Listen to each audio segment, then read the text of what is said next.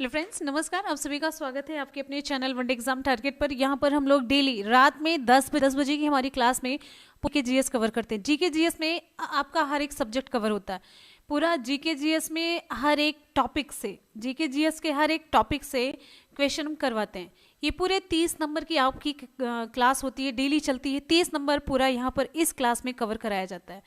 30 number की class होती है आपकी डेली 10 बजे। और अगर टाइम टेबल की बात करते हैं वनडे एग्जाम टारगेट पर, 3 क्लासेस का टाइम टेबल है। मॉर्निंग 10 बजे है, दोपहर के 2 बजे हैं और रात 10 बजे। ये 3 क्लासेस अभी हैं, फिर आगे हम क्लास की संख्या और बढ़ाएंगे। ठीक है, 3 क्लासेस हैं और ये 10 बजे वाली आपकी जो क्लास है पूरे 30 नंबर की, सबसे ज़्यादा स्कोरिंग जो सब्जेक्ट है ये आपकी 10 बजे वाली क्लास में चलता है। और साथ ही साथ आप यहाँ पर टेलीग्राम से जुड़ जाए। टेलीग्राम की लिंक हम आपको कमेंट सेक्शन में भी देंगे और डिस्क्रिप्शन बॉक्स में भी डाल देंगे। और साथ ही साथ आप ऐसे सर्च बार पर भी सर्च कर सकते हैं वनडे एग्जाम टारगेट। वहाँ पर डेली आपको काम दिया जाता है, one day exam target by Munmun करके। आज का आपका जो काम था वो विटामिन से रिलेटेड था और उम्मीद है कि आप लोगों ने वो अपना काम पूरा किया होगा। जितना काम आपको दिया जाए सारा काम आप मतलब डेली का डेली किया करिए। इससे क्या होगा, आपका एक एक टॉपिक तैयार होता जाएगा। जब भी हम उससे रिलेटेड क्वेश्चन पूछेंगे आपका 100% तैयार होगा।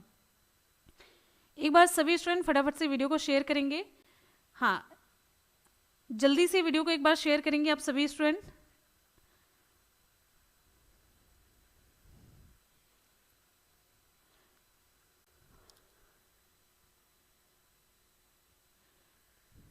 ओके, क्लास की तरफ चले। बिल्कुल, चलते हैं क्लास की तरफ। एकदम से नए क्वेश्चन का कलेक्शन मिलेगा, पूरे नए नए क्वेश्चंस, एकदम से नए नए प्रश्नों का संग्रह, नए नए क्वेश्चंस का कलेक्शन आपको देखने को मिलेगा। तो चलिए स्टार्ट करते हैं। जोश और जुनून के साथ आए हैं या फिर एकदम से ऐसे मरमरी वाली आवाज है? ठीक है, हाँ, आवाज वगैरह सही है।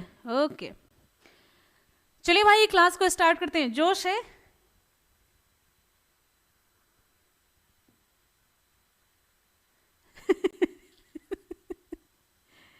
चलिए स्टार्ट करें क्लास को। क्वेश्चन आप सभी की स्क्रीन पर, फटाफट से आपको संख्या भी बढ़ानी है। आज आप लोगों ने वादा किया था। फड़ नामक राजस्थानी चित्रकला शैली किस चित्रकारी का रूप है? आगे चलिए जल्दी से क्वेश्चन की तरफ। क्वेश्चन आपसे पूछा जा रहा है, क्वेश्चन आप सभी की स्क्रीन पर है। फड़ नामक चित्रकला शैली किस चित्रकारी का रूप है? कामुक है, धार्मिक, संगीतात्मक है, जनजाति है? कौन सा विकल्प आपका होगा सही? कौन सा विकल्प आपका सही होगा? चलिए जल्दी से बताइए, विकल्प आपका यहाँ पर कौन सा सही होगा? यहाँ पर हमारा विकल्प सही हो जाता है, विकल्प बी, धार्मिक है। फड़ नामक राजस्थानी चित्रकला शैली ये चित्रकारी का धार्मिक रूप है। कैसा रूप है? ये धार्मिक रूप है। देखिए, जो फड़ चित्रकला है ना, फड़ चित्रकला लपेटे जाने वाले जो कपड़ा है, स्टॉल पर बनाए जाने वाली चित्रकला है। इसमें स्थानीय जो देवता होते हैं, स्थानीय देवता जैसे देवनारायण, पाबूजी, इनको उकेरा जाता है। इस पर इनको उकेरा जाता है। तो धार्मिक हुई कि नहीं हुई? चलिए, और ये चित्रकला एक खुशहाली का वर्णन करती है, ठाट बाट का वर्णन करती है।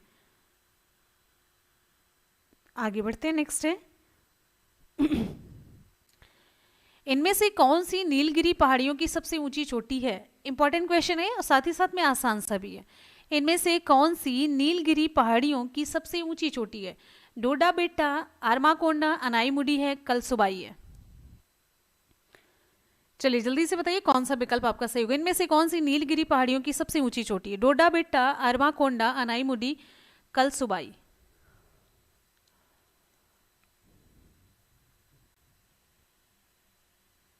हाँ,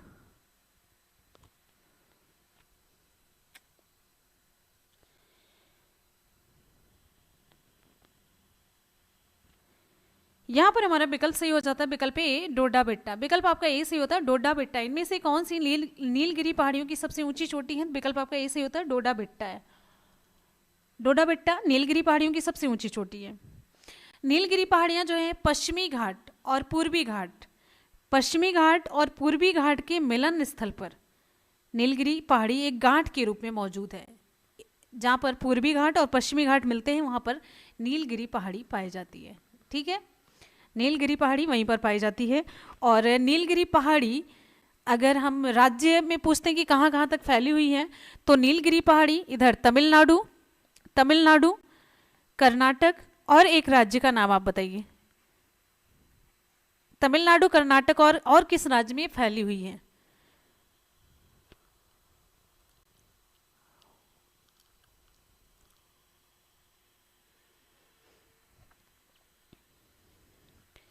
तमिलनाडु, कर्नाटक और केरल है।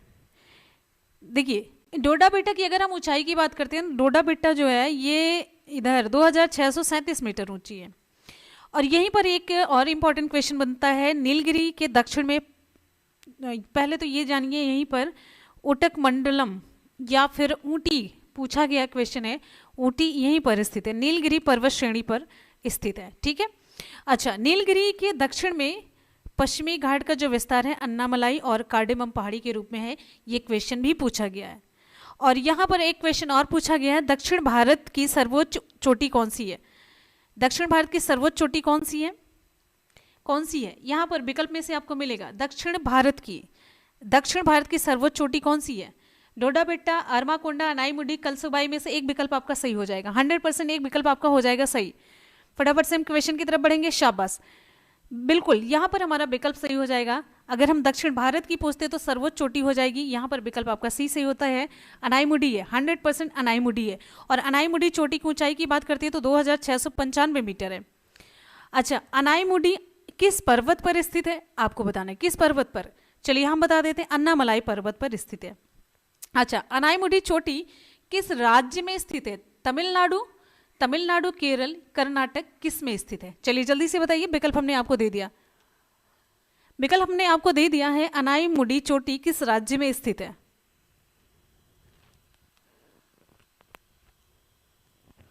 अनाईमुडी अगर किस राज्य में स्थित है ये मैंने पूछा तो ये इसका उत्तर सही हो जाएगा, केरल राज्य में स्थित। कहां पर स्थित है? केरल में स्थित है, बिल्कुल सही जवाब है।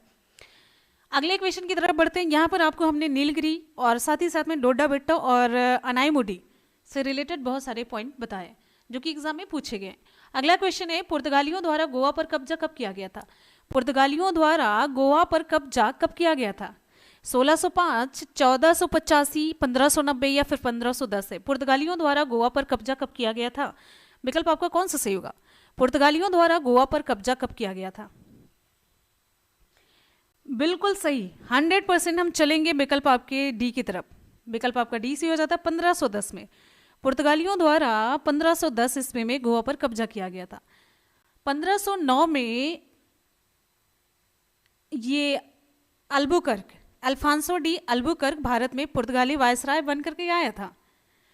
और अल्बुकर्क जो था, अल्बुकर्क ने 1510 में बीजापुर के शासक यूसुफ आदिल शाह से गोवा छीन लिया था। बीजापुर के शासक यूसुफ, ध्यान रखिएगा जितनी चीजें हम आपको एक आध लाइन थोड़ा सा हिस्ट्री से रिलेटेड कहानी के रूप में हल्का सा बता देते हैं जिससे कि आप लोग को रिलेट कर पाए, राइट? तो ये इनसे ये छीन लिए थे, क्या छीन लिए थे? गोवा छीन लिए थे। और गोवा को ही पुर्तगालियों ने व्यापारिक केंद्रों का मुख्यालय बनाया था। सारे इंपॉर्टेंट पॉइंट आपको बता रहे हैं, ठीक है? हाँ, और फिर उसके बाद 1511 की अगर बात करते हैं तो 1511 में अल्बुकर्क ने मलक्का और 1515 में हारमुज पर अधिकार किया था। मलक्का और हारमुज पर अधिकार किया था क्रमशः 1511 और 1515 में। एक और इंपॉर्टेंट क्वेश्चन आपको हम बताते हैं अल्बुकर्क से रिलेटेड। अल्बुकर्क से रिलेटेड एक क्वेश्चन बनता है, अल्बुकर्क को भारत में पुर्तगाली साम्राज्य का वास्तविक संस्थापक भी माना जाता है। पुर्तगाली साम्राज्य का वास्तविक संस्थापक किसे माना जाता है? इसका उत्तर सही हो जाता है अल्बुकर्क को, ठीक है? अल्बुकर्क को माना जाता है। अच्छा, एक और क्वेश्चन बनता है, जानते हैं कौन सा क्वेश्चन है? एक और क्वेश्चन बनता है कि भारत में प्रथम पुर्तगाली वायसराय कौन था? भारत में प्रथम पुर्तगाली वायसराय कौन था? भारत में प्रथम पुर्तगाली वायसराय कौन था आपको बताना है। विकल्प में बिना विकल्प के चलिए हम रिप्लाई करते हैं, फ्रांसिस्को डी अल्मेडा। कौन था? फ्रांसिस्को डी अल्मेडा था। कौन था? फ्रांसिस्को डी अल्मेडा था। ठीक है, और अल्मेडा से रिलेटेड एक क्वेश्चन पूछा जाता है, इसी ने ही ब्लू वाटर पॉलिसी की शुरुआत की थी। ठीक है, चलिए आगे बढ़ते हैं। नेक्स्ट क्वेश्चन हमारा अगला है, अगले क्वेश्चन पर पढ़ेंगे। अगला है, तात्या टोपे उन सेना नायकों में से एक थे जिन्होंने फिल इन द ब्लैंक के भारतीय स्वतंत्रता संग्राम में भाग लिया था। तात्या टोपे उन सेना नायकों में से एक थे जिन्होंने फिल इन द ब्लैंक के भारतीय स्वतंत्रता संग्राम में भाग लिया था। 1857, 1890, 1902 या फिर 1859 है। विकल्प आपका कौन सा सही होगा? तात्या टोपे उन सेना नायकों में से एक थे जिन्होंने फिल इन द ब्लैंक के भारतीय स्वतंत्रता संग्राम में भाग लिया था। यहां पर हमारा विकल्प सही हो जाता है, बिल्कुल सही, 1857। विकल्प आपका ये सही होता है, 1857। तात्या टोपे उन सेना नायकों में से एक थे जिन्होंने 1857 के भारतीय स्वतंत्रता संग्राम में भाग लिया था। तात्या टोपे ने 1857 के विद्रोह में कहां पर? कानपुर में। कहां पर? कानपुर में क्रांतिकारियों का नेतृत्व नाना साहब के साथ मिलकर के किया था। किसके साथ मिलकर के?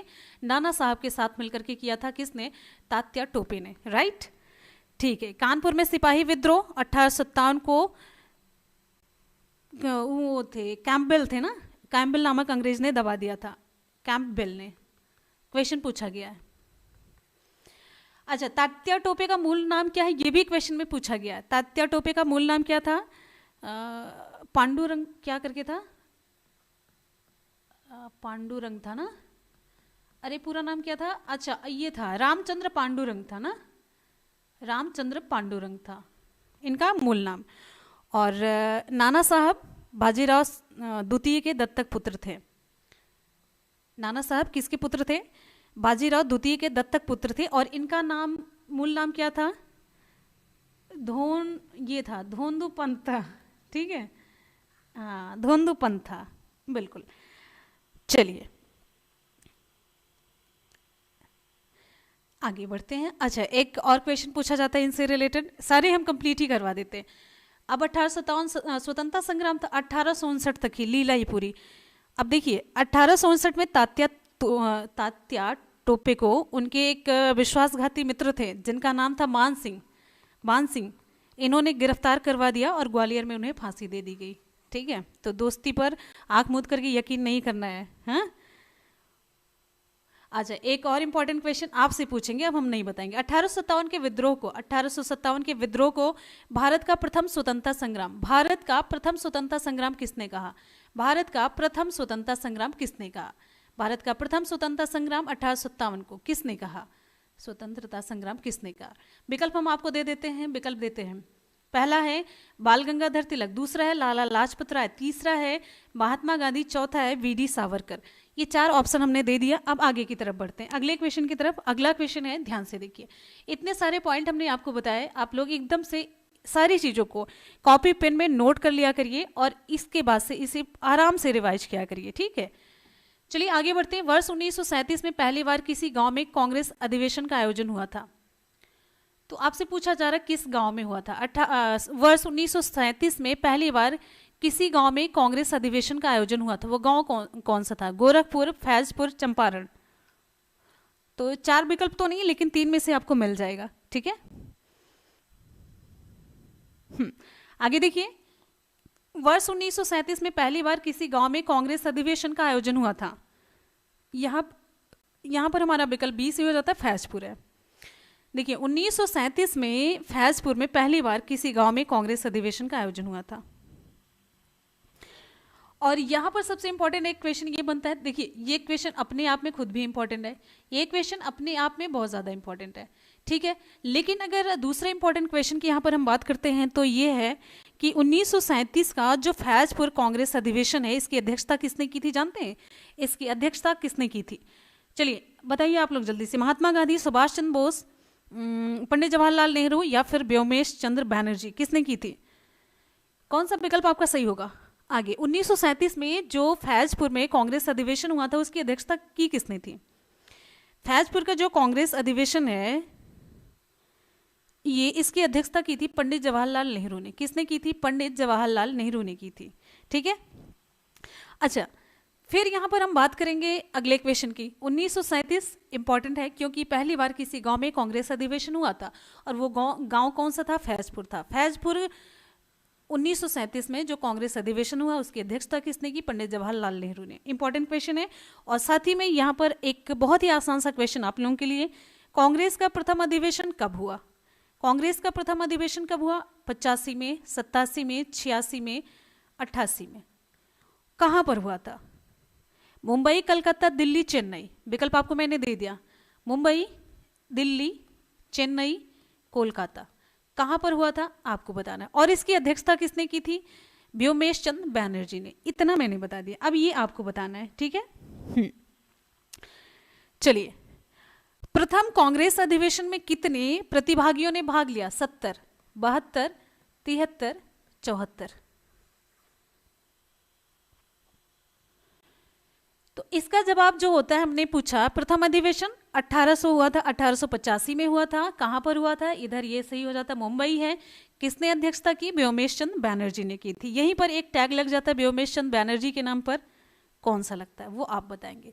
और पहली बार जो प्रथम कांग्रेस अधिवेशन हुआ उसमें 72 प्रतिनिधियों ने भाग लिया था। कितने? 72 ने। अच्छा, यहाँ पर एक और इम्पॉर्टेंट चीज आपको बता देते हैं। देखिए, इसकी अध्यक्षता किसने की थी? ये फैजपुर की थी पंडित जवाहरलाल नेहरू ने। तो यहाँ पर एक पूरी लीला ही खत्म कर देते हैं। पंडित जवाहरलाल नेहरू ने कांग्रेस अधिवेशन की अध्यक्षता जो की थी वो देखिए, ये 1929, 1936, 1937 में नियमित कांग्रेस अधिवेशन की अध्यक्षता इन्होंने की थी। ये इंपॉर्टेंट है, ठीक है।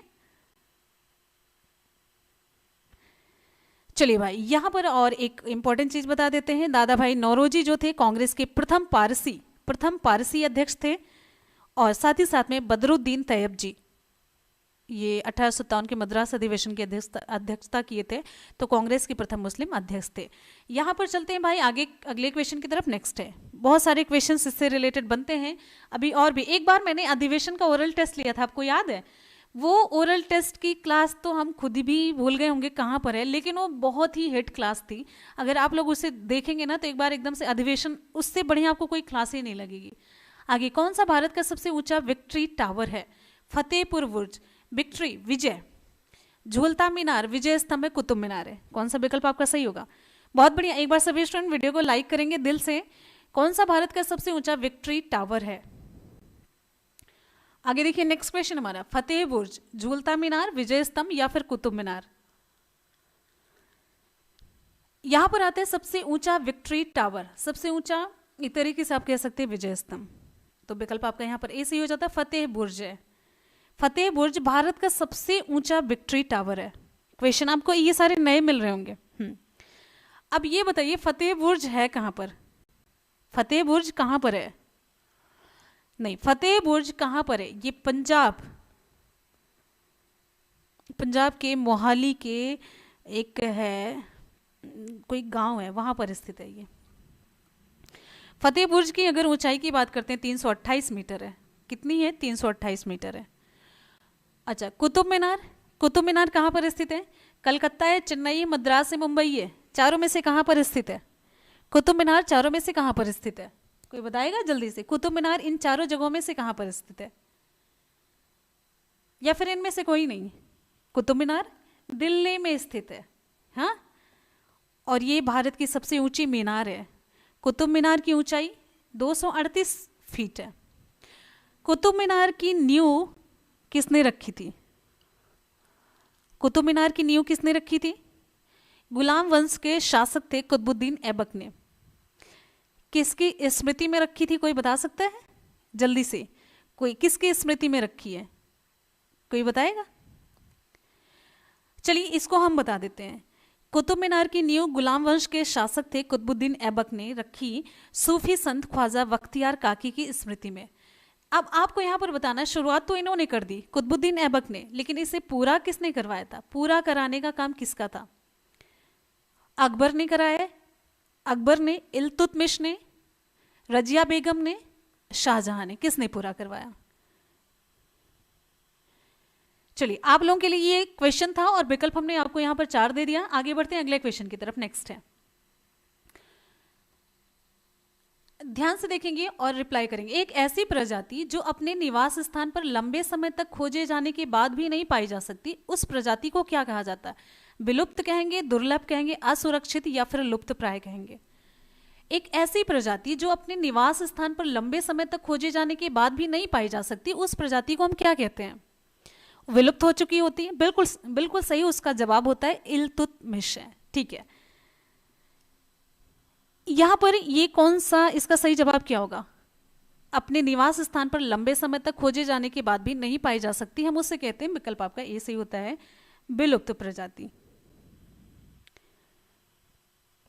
अच्छा, जीवों की जो विभिन्न श्रेणियों की घोषणा होती है वो किस बुक में होती है?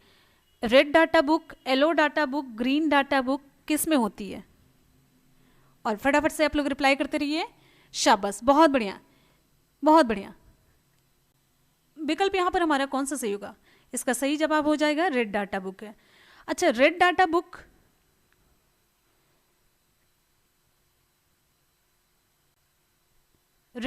को कौन प्रकाशित कर, कौन सा संगठन प्रकाशित करता है? यूनेस्को, IUCN या फिर UNO? कौन सा विकल्प आपका सही होगा? यहां पर हमारा विकल्प सही हो जाता है, विकल्प यहां पर IUCN सही होगा। देखिए, जितने भी क्वेश्चन हम पूछते जाना एकदम से स्पीड में, आपका फुल कंसंट्रेशन हमारी इस स्क्रीन पर होना चाहिए, आपकी मोबाइल स्क्रीन पर हमेशा होना चाहिए। और जो भी हम क्वेश्चन पूछते हैं ना, एकदम से फुल्ली कॉन्सेंट्रेट होकर के, और यहाँ पर जितने भी हम विकल्प देते जाएं, फटाफट से आप लोग रिप्लाई करते चलिएगा। यहाँ पर आपका विकल्प सही हो जाता है, ये बी वाला IUCN है। ठीक है, IUCN की अगर फुल फॉर्म की हम बात करते हैं तो international union for conservation of nature है। ठीक, अच्छा, अब IUCN का मुख्यालय कहाँ पर, ये आपको बताना है। IUCN का मुख्यालय कहाँ पर है? इंग्लैंड में है, स्विट्जरलैंड में है, USA में है, कहाँ पर है? 4 विकल्प नहीं, मेरा वाला 3 विकल्प ही होता है। 4 में आप पता है क्या लिखा करिए, नन ऑफ द अबव, मतलब चौथा हो जाता है कोई नहीं है, तो 3 ही मेरा मेन रहता है। IUCN का मुख्यालय स्विट्जरलैंड के ग्लैंड शहर में स्थित है, स्विट्जरलैंड इसका सही जवाब होगा। अच्छा, IUCN की स्थापना कब हुई है? स्थापना बिल्कुल सही, स्थापना हुई है 1940 में, 1948 में, 50 में, या फिर सबसे इंपॉर्टेंट 1949 में। आगे देखिए, नेक्स्ट हमारा क्वेश्चन बहुत बढ़िया, 1940, 48, 50 या फिर 49? बिल्कुल सही है। यहां पर हमारा सही जवाब हो जाता है IUCN की स्थापना 1948 में हुई थी। IUCN का काम क्या है? ये मेनली IUCN द्वारा जारी की जाने वाली जो लाल सूची होती है, मेनली ये क्या काम करते हैं? जैसे पौधे हैं और जानवरों की प्रजातियों की जो मतलब संरक्षण की स्थिति को दर्शाया जाता है इसमें, जो विलुप्त प्राय है या फिर लुप्त होने की कगार पर है, तो वो सारी चीज़ों की जानकारी वो बताता है रेड डाटा बुक कि कौन सी किस कैटेगरी में है। ठीक है, और जो मेनली रेड लिस्ट में होते हैं ना, चाहे पौधे और जानवर होते हैं, तो ये दिखाया जाता है कि अब इनका संरक्षण किया जाना जरूरी, अब ये खत्म होने वाले हैं। चलिए आगे बढ़ते हैं, नेक्स्ट क्वेश्चन हमारा अगला है। IUCN से रिलेटेड कभी कोई क्वेश्चन पूछा जाए तो आप एकदम से ये सोचिएगा कि आपको भूलना नहीं है, नहीं तो अब पता IUCN आप लोगों ने पढ़ा ना, लेकिन अभी आप इस क्वेश्चन में गलती पता कितनी करेंगे? 10 बार गलती करेंगे। अभी इसमें 1948, 49, 50 में गलती करेंगे, स्विट्जरलैंड का कर देंगे, उधर गोवा में स्थित कर देंगे आप लोग, तो मतलब कहीं का कुछ भी कर देंगे, जो आप लोगों को बड़ा ही पसंद आता है वहीं पर विकल्प टिक मार करके चले आते हैं। इनमें से कौन सा केरल का प्रसिद्ध फेस्टिवल गेम है? इनमें से कौन सा केरल का प्रसिद्ध फेस्टिवल गेम है? भारोत्तोलन है, तैराकी, नौका दौड़ है, जुजुल्सु है? कौन सा विकल्प सही होगा? आगे बढ़िए, नेक्स्ट हमारा क्वेश्चन है। शाबाश, विकल्प यहां पर हमारा कौन सा सही होगा? हाँ, विकल्प यहां पर हमारा सही हो जाता है, कहाँ गया भाई? प्रसिद्ध केरल का, केरल का प्रसिद्ध फेस्टिवल ये नौका दौड़ होता है। विकल्प आपका सी होता है, नौका दौड़ है, ये केरल का प्रसिद्ध फेस्टिवल गेम है।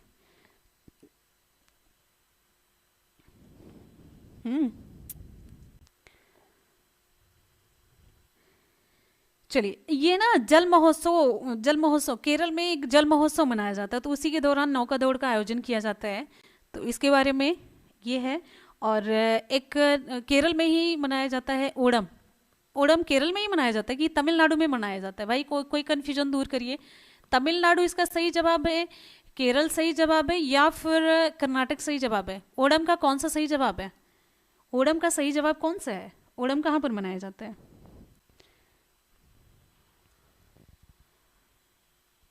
फिर सो गए एकदम, नहीं नहीं दिख ही नहीं रहे आप लोग, नहीं दिख रहे मेरे को। अच्छा केरल सही जवाब, चलिए फिर ठीक है, मैंने सही बताया। अच्छा जानते हैं ये क्या है? जुजुल्सु। ये जुजुल्सु जुजुत्सु होगा ना, जुजुत्सु है, जुजुत्सु है।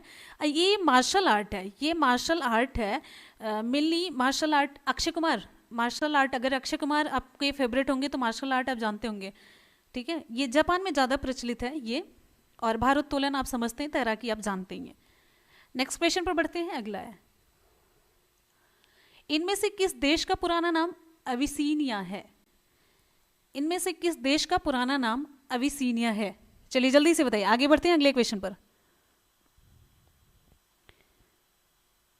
हाँ आगे आगे आगे आगे। नेक्स्ट क्वेश्चन, इटली है, जर्मनी है, जापान है, इथियोपिया है? आगे देखिए,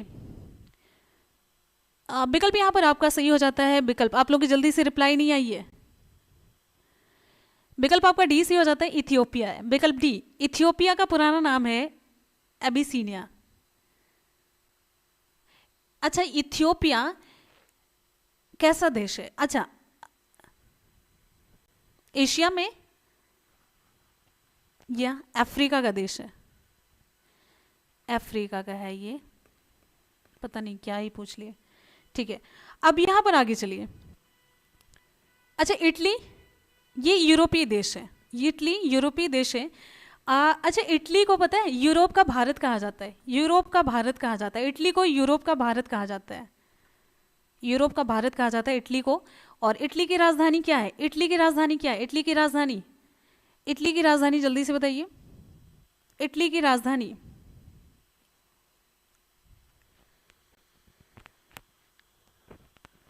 इटली की राजधानी क्या है?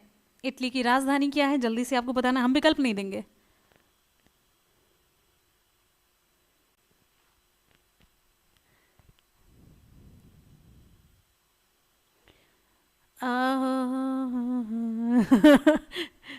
इटली की राजधानी रोम, बहुत सही। इटली की राजधानी रोम है, जिसे 7 पहाड़ियों का नगर कहा जाता है।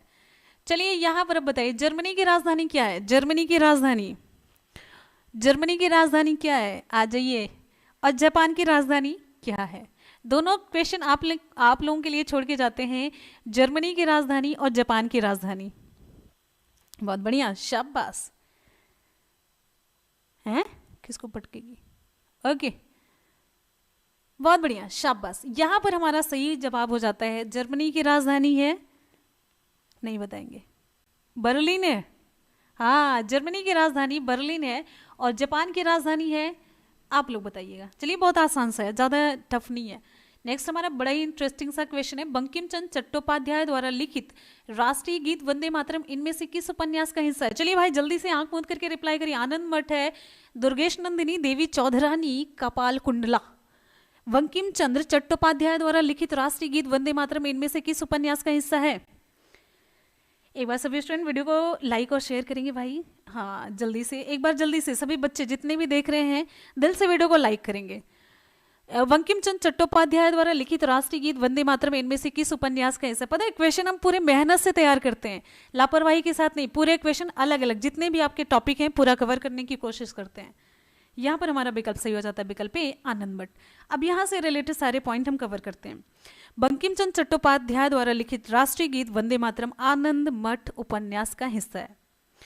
अच्छा आपको ये बताना है, जो भारत का राष्ट्रीय गीत है वंदे मातरम किस भाषा में लिखा गया?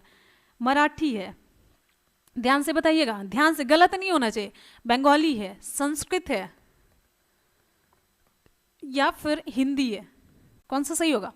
मराठी, बंगाली, संस्कृत या फिर हिंदी है? हाँ आगे आइए, आनंद मठ के बाद। अच्छा आंख फाड़ फाड़ करके रिप्लाई करिए। मराठी है, बंगाली है, संस्कृत है, हिंदी है? बहुत सही, क्या बात है, एकदम से मतलब बहुत सही। भारत का राष्ट्रीय गीत वंदे मातरम संस्कृत भाषा में लिखा गया है। किस में लिखा गया है? संस्कृत भाषा में लिखा गया। किस में लिखा गया? संस्कृत भाषा में लिखा गया। ठीक है, चलिए। अच्छा, राष्ट्रीय गीत को सबसे पहले किस अधिवेशन में गाया गया था? मुंबई अधिवेशन में, कलकत्ता अधिवेशन में, दिल्ली अधिवेशन में, या फिर चेन्नई अधिवेशन में? आगे देखिए अगला क्वेश्चन। आगे अब यहां पर अगले क्वेश्चन की तरफ आइए। राष्ट्रगीत को सबसे पहले किस अधिवेशन में गाया गया था? राष्ट्रगीत को सबसे पहले यहां पर देखिए 1896 में, 1896 में, बड़ा इंपॉर्टेंट क्वेश्चन है। 1896 में कलकत्ता में, जिसकी अध्यक्षता, जो कलकत्ता का कांग्रेस अधिवेशन था, जिसकी अध्यक्षता रहीमतुल्ला सयानी ने की थी, इस अधिवेशन में गाया गया था। और आपको बताते चलते हैं, संविधान सभा ने 24 जनवरी 1950 को राष्ट्रगीत और राष्ट्रगान दोनों को अंगीकार किया था। अच्छा, राष्ट्रगीत की गायन अवधि कितनी है? राष्ट्रगीत जो गाया जाता है, राष्ट्रगीत के गायन की अवधि कितनी है? राष्ट्रगान नहीं पूछ रहे हैं, ध्यान दीजिएगा, राष्ट्रगीत हम पूछ रहे हैं। राष्ट्रगीत के गायन की अवधि कितनी है, और साथ ही साथ में राष्ट्रगान के गायन की अवधि कितनी है?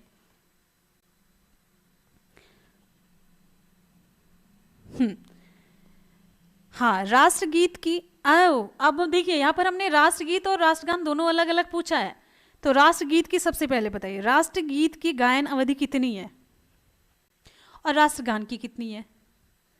राष्ट्रगान की 52 सेकेंड, लेकिन जब जल्दबाजी में गाया जाता है तब कितने सेकंड का ये गाया जाता है? कोई बताएगा? और क्या गाया जाता है? कितनी लाइन है? पहली और लास्ट वाली लाइन या पहली 2 लाइन? थोड़ा सा ये प्यारा सा जीके है, बहुत ही कॉमन सा, ये ये बताता है मेनली। हाँ, जो राष्ट्रगीत है 65 सेकेंड है, राष्ट्रगीत 65 सेकेंड है और ये 52 सेकेंड है। बिल्कुल सही, ये अब सही हो गया। ठीक है, अब सही है ये। चलिए अब आगे बढ़ते हैं, और ये 2 क्वेश्चन आप लोगों के लिए छोड़ करके जाते हैं। हाँ, जब जल्दबाजी में गाते हैं तो 20 सेकेंड, राइट। चलिए भाई, अब आगे बढ़ते हैं, यहां पर आपको और अगले क्वेश्चन की तरफ बढ़ते हैं। अगला क्वेश्चन है, तिरुवरूर और अजंता के मंदिरों की दीवारों पर किस प्रकार की चित्रकारी मौजूद है? तिरुवरूर और अजंता के मंदिरों की दीवारों पर किस प्रकार की चित्रकारी मौजूद है? मधुबनी है, राजस्थानी है, भित्ति है, मुगलकालीन है? विकल्प आपका कौन सा सही होगा? तिरुवरूर और अजंता के मंदिरों की दीवारों पर किस प्रकार की चित्रकारी मौजूद है? मधुबनी, राजस्थानी, भित्ति, मुगलकालीन?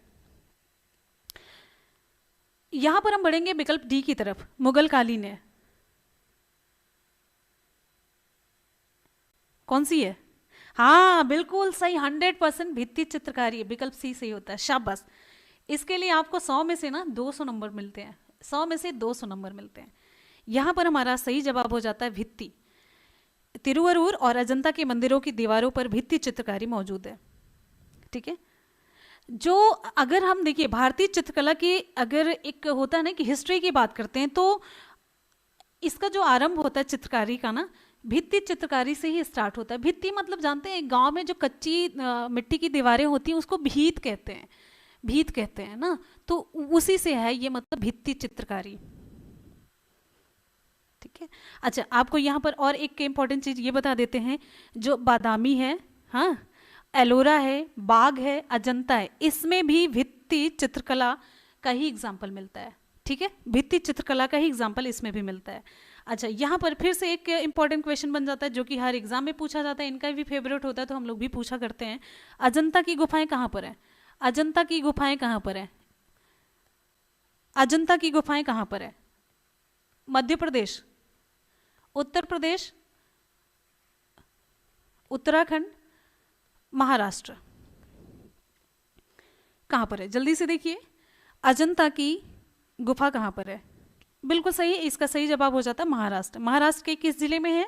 औरंगाबाद जिले में है। अच्छा, अजंता की गुफा में जो चित्र बने हैं किस धर्म से संबंधित है? अजंता की गुफा में जो चित्र बने हैं किस धर्म से संबंधित है? जैन धर्म, बौद्ध धर्म, हिंदू धर्म या किस धर्म से? चलिए जल्दी से बताइए। अजंता की गुफा में जो चित्र बने हुए किस धर्म से संबंधित है? और अजंता की गुफा की खोज किसने की थी? खोज की गई थी जॉन स्मिथ के द्वारा, जॉन स्मिथ के द्वारा।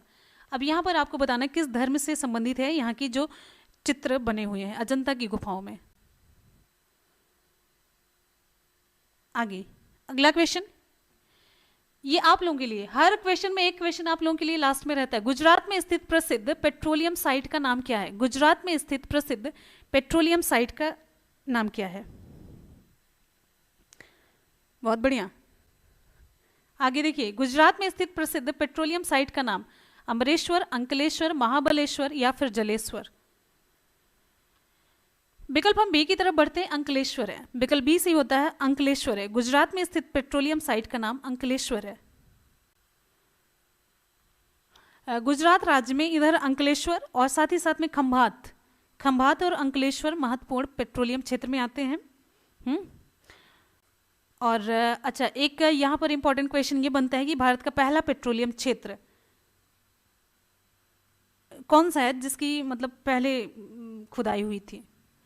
तो ये इधर, अच्छा ये पहले ही तो ये बता दीजिए कहाँ पर है? असम में है, उड़ीसा में है, आंध्र प्रदेश में है, कहाँ पर है?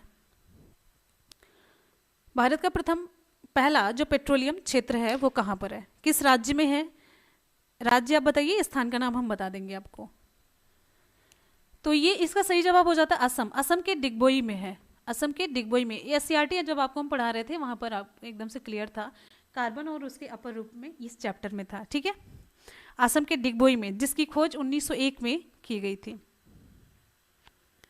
ठीक है, चलिए आगे बढ़ते हैं। अगला क्वेश्चन है, अगला इंपॉर्टेंट क्वेश्चन, कौन सी पंचवर्षीय योजना PC महालनोबिस मॉडल पर आधारित थी? कौन सी पंचवर्षीय योजना PC महालनोबिस मॉडल पर आधारित थी? कौन सा विकल्प आपका सही होगा? आगे देखिए, चौथी, तीसरी, पहली या फिर दूसरी? कौन सी पंचवर्षीय योजना? इसका सही जवाब क्या होगा? बिल्कुल सही, यहां पर हमारा सही जवाब हो जाता है दूसरी पंचवर्षीय योजना। दूसरी पंचवर्षीय योजना, विकल्प आपका डी से होता है। सारे बच्चे पहले नंबर पे रिप्लाई करने की कोशिश करें, एक दूसरे को देख करके कभी ना करेंगे। ठीक है, जो आप सीखेंगे आपके काम आएगा। तो विकल्प आपका डी सी हो जाता है पंचवर्षीय योजना, दूसरी पंचवर्षीय योजना पर। ठीक है, दूसरी पंचवर्षीय योजना PC महालनोबिस मॉडल पर आधारित थी। अच्छा, हमने आज ही आपको बताया था योजना आयोग की स्थापना कब हुई थी? योजना आयोग की स्थापना कब हुई थी? योजना आयोग की स्थापना 1951, 1950, 1948 या फिर 1949? कौन सा सही होगा? योजना आयोग की स्थापना कब हुई थी? चलिए फटाफट से आप लोग जल्दी से बताएंगे। एक बार सभी स्टूडेंट वीडियो को लाइक करेंगे, हाँ दिल से वीडियो को लाइक करेंगे, जितने लोग प्रेजेंट है उतने लाइक। एक बार बटन को बस दबाना है। तो योजना आयोग बिल्कुल सही, 1950 में। 1950 में किसकी सिफारिश पर की गई थी? किसकी सिफारिश पर की गई थी? अच्छा, यहां पर यह बताना है प्रथम पंचवर्षीय योजना की अवधि कितनी थी, कब से कब तक? प्रथम आप बताइए, 1950 से स्टार्ट थी या फिर 51 से या फिर 49 से या फिर 53 से स्टार्ट थी? प्रथम पंचवर्षीय योजना कब से स्टार्ट थी?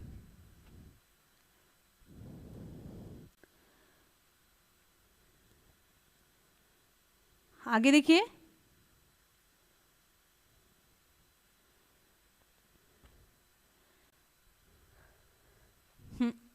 हमको ही नहीं दिख रहा है। तो ये 1951, हाँ 1951 से लेकर के 56 तक ये चली थी। और ये जो दूसरी पंचवर्षीय योजना थी ना, जो महालनोबिस मॉडल पर आधारित थी, ये किस पर ये ध्यान दे रही थी?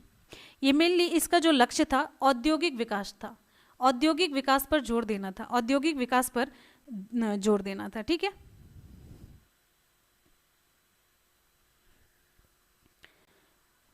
हाँ चलिए अब आपको यहां पर ये बताते हैं, जो तृतीय पंचवर्षीय योजना थी ये किस मॉडल पर आधारित थी? तीसरी पंचवर्षीय योजना किस मॉडल पर आधारित थी? किस मॉडल पर? आपको हम डायरेक्टली बताते हैं, ये जो चक्रवर्ती मॉडल है, कुछ नाम और था लेकिन हमको बस इतना याद है, चक्रवर्ती मॉडल पर आधारित थी। किसी को पूरा नाम याद है तो जरूर बताइएगा, ठीक है। चक्रवर्ती मॉडल पर आधारित थी। और यहाँ पर एक इम्पॉर्टेंट क्वेश्चन, ये अभी जल्दी में मैंने नीति आयोग से संबंधित बताया था। योजना आयोग के स्थान पर नीति आयोग का गठन कब हुआ था? अभी जल्दी का क्वेश्चन आपको मैंने बताया है, योजना आयोग के स्थान पर नीति आयोग का गठन कब हुआ था, ये आपको बताना है। फिर उसके बाद हम चलते हैं अगले क्वेश्चन पर। अगला क्वेश्चन हमारा 1973 में केशवानंद भारती केस में इस सवाल को उठाया गया था कि प्रस्तावना को, यहां पर देखिए 1973 में केशवानंद भारती केस में इस सवाल को उठाया गया था कि प्रस्तावना को पूरी तरह से बदला जा सकता है, संशोधित किया जा सकता है, या फिर संशोधित नहीं किया जा सकता है, या फिर क्या है आगे।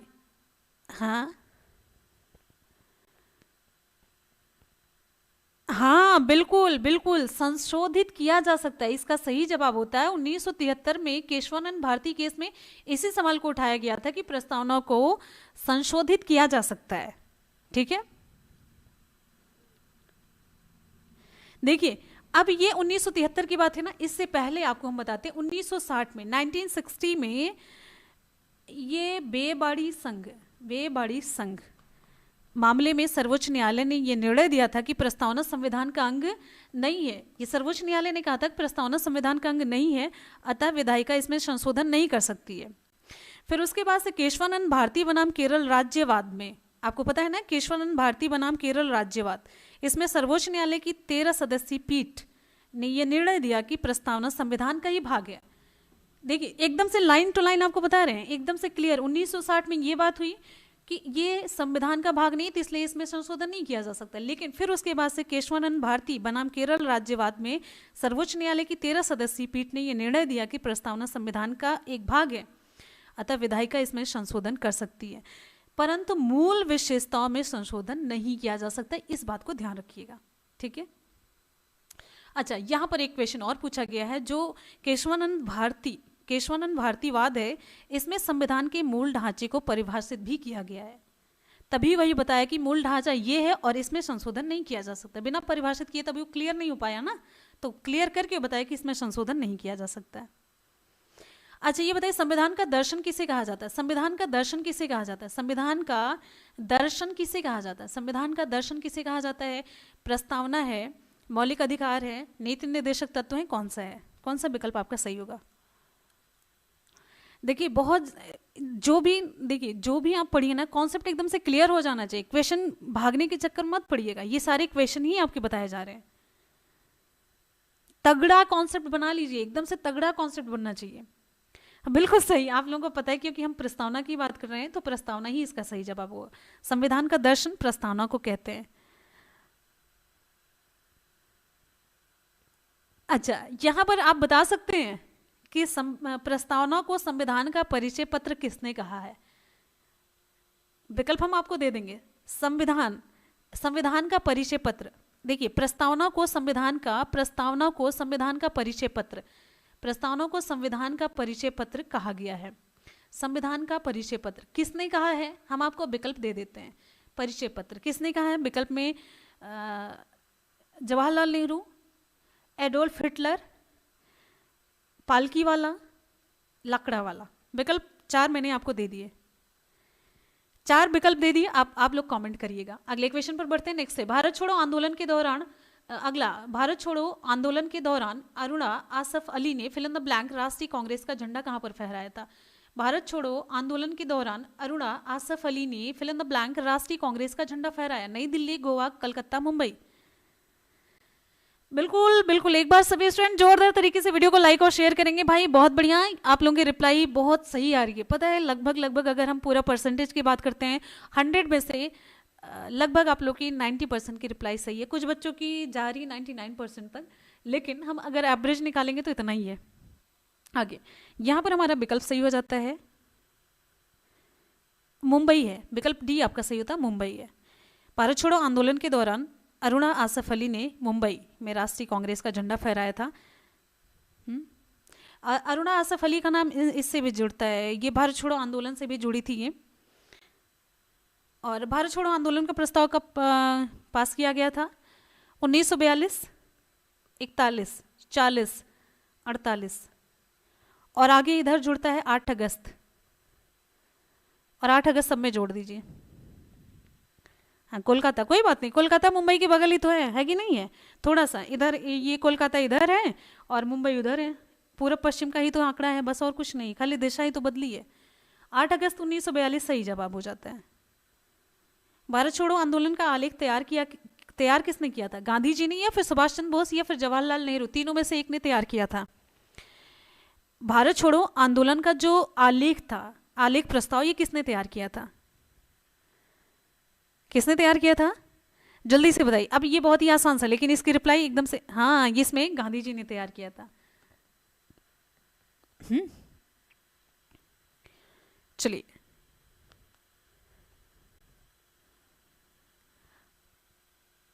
अच्छा भारत छोड़ो का नारा किसने दिया था? भारत छोड़ो का नारा, भारत छोड़ो का नारा किसने दिया था? भारत छोड़ो का नारा किसने दिया था? हाँ हाँ हाँ एग्जैक्टली, सुखमय। चलिए चलिए आगे बढ़ते हैं, अगला क्वेश्चन है, अगला नेक्स्ट हमारा। भारत छोड़ो का नारा किसने दिया था?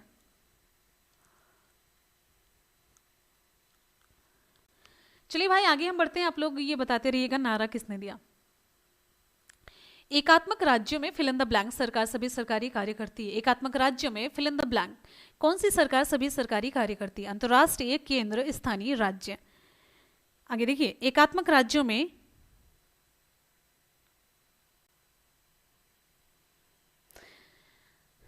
हाँ, आगे विकल्प कौन सा हम सही लगाएं? विकल्प बी सही हो जाता है, केंद्र। एकात्मक राज्यों में केंद्र सरकार सभी सरकारी कार्य करती है। मेनली देखिए, भारतीय संविधान संघीय सरकार की स्थापना की बात करता है, और जैसे जानते हैं भारतीय संविधान में मौजूद जो एकात्मक लक्षण है वो कौन कौन से हैं? जैसे एक सशक्त केंद्र है, एक संविधान है, एकल नागरिकता है, संविधान की उदारता है, एकीकृत न्यायपालिका है, केंद्र द्वारा राज्यपाल की नियुक्ति है, ये सभी है। अच्छा आपको बताएं, भारतीय संविधान में संघीय शब्द का इस्तेमाल हुआ ही नहीं है। संघीय शब्द का इस्तेमाल, मैंने किसी एग्जाम में एक आधी क्वेश्चन देखा था तो ये पूछा गया था किसका उल्लेख नहीं हुआ है, तो उसमें कुछ ऑप्शन दिए गए थे, तो ये संघीय ही सही था। ठीक है, और चलिए आगे बढ़ते हैं, अगला क्वेश्चन हमारा नेक्स्ट है। आगे, साल और सागौन सबसे महत्वपूर्ण पेड़ है, कैसा है ये? साल और सागौन पर्णपाती है, औषधीय है, मतलब दवाइयां मिलते हैं, शंकुधारी है, पायनियर है। आगे देखिए, साल और सागौन सबसे महत्वपूर्ण पेड़ है, कैसा? पर्णपाती, औषधीय, शंकुधारी, पुरोगामी या फिर पायनियर? कौन सा विकल्प सही होगा? कौन सा सही होगा? फटाफट से आप लोग रिप्लाई करते रहिए जल्दी से। साल और सागौन ये पेड़ है, साल और सागौन सबसे महत्वपूर्ण पेड़, विकल्प आपका यहाँ पर ए सही हो जाता है, पर्णपाती है, राइट, ये पर्णपाती पेड़ है। अच्छा, पर्णपाती वन कहाँ पर पाए जाते हैं? भारत हो या चाहे विश्व का कोई भी ऐसा क्षेत्र जहाँ पर वर्षा की अगर बात करते हैं 100 से लेकर के 200 सेंटीमीटर के बीच वर्षा होती है, वहाँ पर पर्णपाती वन पाए जाते हैं। पर्णपाती वन की खासियत नाम से ही पता चल रहा है, अपने पत्ते ही गिरा देते हैं। जो गर्मी शुरू होती है, गर्मी ग्रीष्म ऋतु में अपने पत्तियां ये गिरा देते हैं। और अच्छा, अगर आर्थिक दृष्टि से बात करते हैं तो ये पर्णपाती वन ना बड़े महत्वपूर्ण होते हैं, बड़े उपयोग के होते हैं। काहे उपयोग के होते हैं? इनके जो वृक्ष होते हैं ना, इनकी जो लकड़ियाँ बड़ी महंगी होती हैं। जैसे साल है, इसको कहते हैं सखुआ, सखुआ कहते हैं, साल हो गया। सागौन है, सबसे इंपॉर्टेंट इधर रहा शीशम है, इसका रेट जानते हैं? मतलब कोई महंगी चीज़ भी लाइए तो शीशम उससे भी महंगा ही रहता है, शीशम हुआ। चंदन, देखिए चंदन पर्णपाती का ही है। पीपल, बरगद, महुआ, आम, कटहल ये सब तो एकदम से ऐसे ही हैं, खाली अगर सब्जी और फल खाए जाएं। अगर लकड़ी की बात करते हो तो ये सब बड़े महंगे मिलते हैं, इसलिए आर्थिक दृष्टि से ये बड़े महत्वपूर्ण होते हैं। और भारत में ये वन कहाँ कहाँ पर है जानते हैं? इधर आपका ये मध्य प्रदेश है, मध्य प्रदेश, उत्तर प्रदेश में भी है, बिहार है, झारखंड है, पश्चिम बंगाल, इन सब राज्यों में पाए जाते हैं, मेनली इधर बीच वाले। चलिए आगे बढ़ते हैं, नेक्स्ट है अगला, ध्यान से देखेंगे आप, अगला ध्यान से देखेंगे। गुप्त निवेश संबंधित लीक हुए दस्तावेज जो कि पनामा पेपर्स के नाम से मशहूर हैं, ये किससे संबंधित है? किस कंपनी से संबंधित? पनामा पेपर्स के बारे में बहुत पहले, कई साल हो गया है, पनामा पेपर्स का नाम आप लोगों ने सुना होगा। ये गुप्त निवेश किया गया, जब चोरी से कोई निवेश किया जाता है, मिली जब जिसके पास बहुत ज़्यादा पैसा पैसा होता है तो ये गुप्त तरीके से निवेश करता है, फिर बाद में वो पता चला, लीक हुआ, तो ये पनामा पेपर्स के नाम से मशहूर हुआ। तो ये किस कंपनी से संबंधित है यही पूछा जा रहा है। 1 मिनट, चारों विकल्प आपके नहीं दिख रहे हैं। अब आपको यहाँ पर बताना है विकल्प आपका कौन सा सही है। तो ये विकल्प आपका सही हो जाता है, ये है Panama Papers Mossack Fonseca and company से रिलेटेड है ये, ठीक है। चलिए, मिली आप जानते हैं उत्तरी और दक्षिणी अमेरिका को भूमार्ग से जोड़ने वाला देश है पनामा। ये पनामा, तो पनामा की एक कानूनी कंपनी फर्म है मोसैक फोन्सेका, मोसैक फोन्सेका है। इसके सर्वर को 2013 में ना हैक कर लिया गया था, तो इसके बाद से इसका खुलासा हुआ था। ये जानते रहिए, बस इतना, ठीक है। आगे बढ़ते हैं, नेक्स्ट है पनामा पेपर्स का नाम आप लोगों ने सुना होगा ना, तो वही है ये।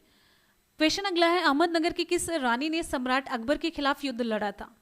अहमदनगर की किस रानी ने सम्राट अकबर के खिलाफ युद्ध लड़ा था। आप ध्यान से देखिए और रिप्लाई करिए। रजिया सुल्तान, चांद बीबी, रूपमती या फिर दुर्गावती। आगे नेक्स्ट क्वेश्चन हमारा है चांद बीबी, विकल्प आपका बी सही होता। अहमदनगर की रानी चांद बीबी, इन्होंने सम्राट अकबर के खिलाफ युद्ध लड़ा था। चांद बीबी अहमदनगर की रहने वाली थी, ये चांद बीबी अहमदनगर की ही रहने वाली थी। इनकी शादी किससे हुई थी। बीजापुर के शासक थे, बीजापुर के शासक क्या नाम था, आदिल शाह, आदिल शाह के साथ हुई थी। और अकबर ने 1599 में अहमदनगर के किले को जीत लिया, ठीक है। चलिए, अच्छा, रूपमती का नाम आप लोगों ने सुना है। रूपमती का नाम मालवा के शासक थे बाज बहादुर, मालवा के शासक थे बाज बहादुर। इनकी पत्नी का नाम था रूपमती, बड़ी सुंदर रही होंगी, मुझे नहीं पता है, नाम से पता चल रहा है कि बड़ी सुंदर रही होंगी। रजिया सुल्तान की बात करते हैं, तो रजिया सुल्तान आप सभी जानते होंगे दिल्ली सल्तनत की प्रथम महिला शासिका थी ना। रजिया सुल्तान दिल्ली सल्तनत की प्रथम महिला शासिका थी, राइट। और ये किसकी पुत्री थी, कुतुबुद्दीन ऐबक की, इल्तुतमिश की, फिरोज शाह की या फिर गियासुद्दीन तुगलक की, किसकी पुत्री थी। आगे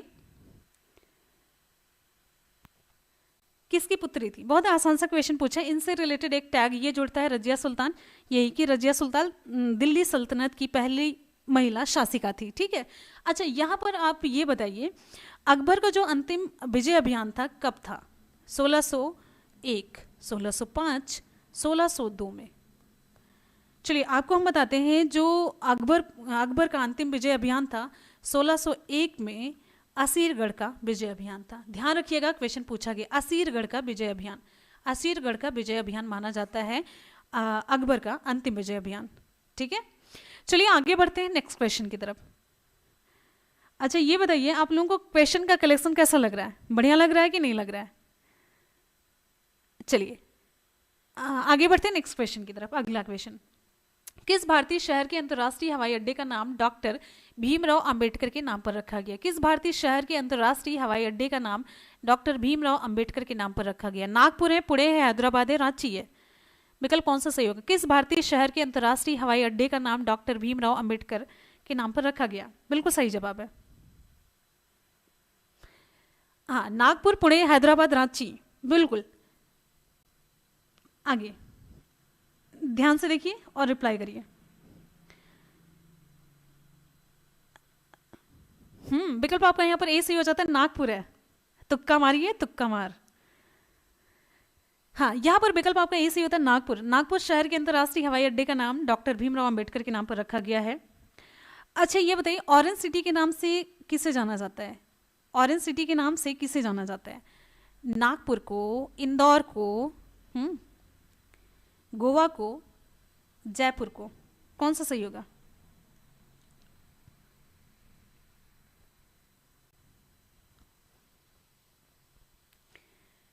हाँ, विकल्प यहाँ पर हमारा सही हो जाता है नागपुर। नागपुर को ऑरेंज सिटी के नाम से जाना जाता है। नागपुर संतरा नागपुर को ऑरेंज सिटी के नाम से जाना जाता है। अच्छा, नागपुर शहर भारत का भौगोलिक केंद्र भी है, ठीक है।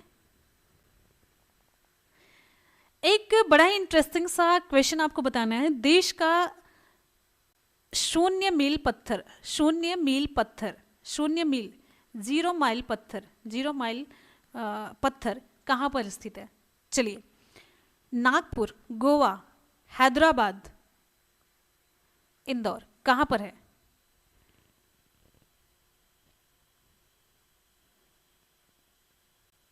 नेक्स्ट आगे देखिए, जो हमने क्वेश्चन पूछा इसका सही जवाब हो जाता है नागपुर। देश का शून्य मील पत्थर नागपुर में स्थित है। क्वीन ऑफ डेक्कन किसे कहा जाता है? क्वीन ऑफ डेक्कन किसे कहा जाता है?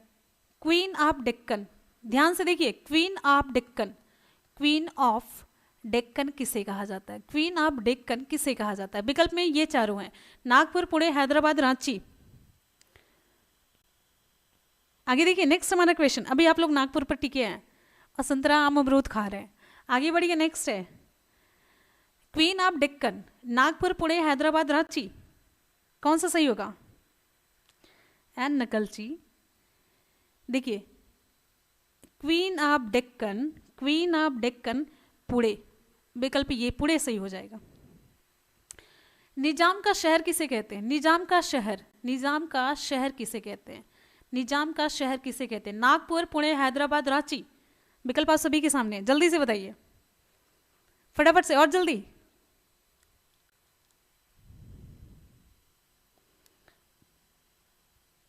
अगला, ये क्वीन ऑफ डेक्कन पुणे है, निजाम का शहर किसे कहते हैं? विकल्प यहां पर आपका सही हो जाता है, ये हैदराबाद है, बिल्कुल सही है। आगे बढ़ते हैं, नेक्स्ट है, शाबाश। इनमें से कौन सा संगीत इंडो इस्लामिक मूल का नहीं है? इनमें से कौन सा संगीत इंडो इस्लामिक मूल का नहीं है? इंडो इस्लामिक मूल का कौन सा नहीं है? आगे देखिए, नेक्स्ट क्वेश्चन हमारा, बहुत बढ़िया। इनमें कौन सा संगीत इंडो इस्लामिक मूल का नहीं है? यहां पर हमारा सही हो जाता है विकल्प डी, वीणा है।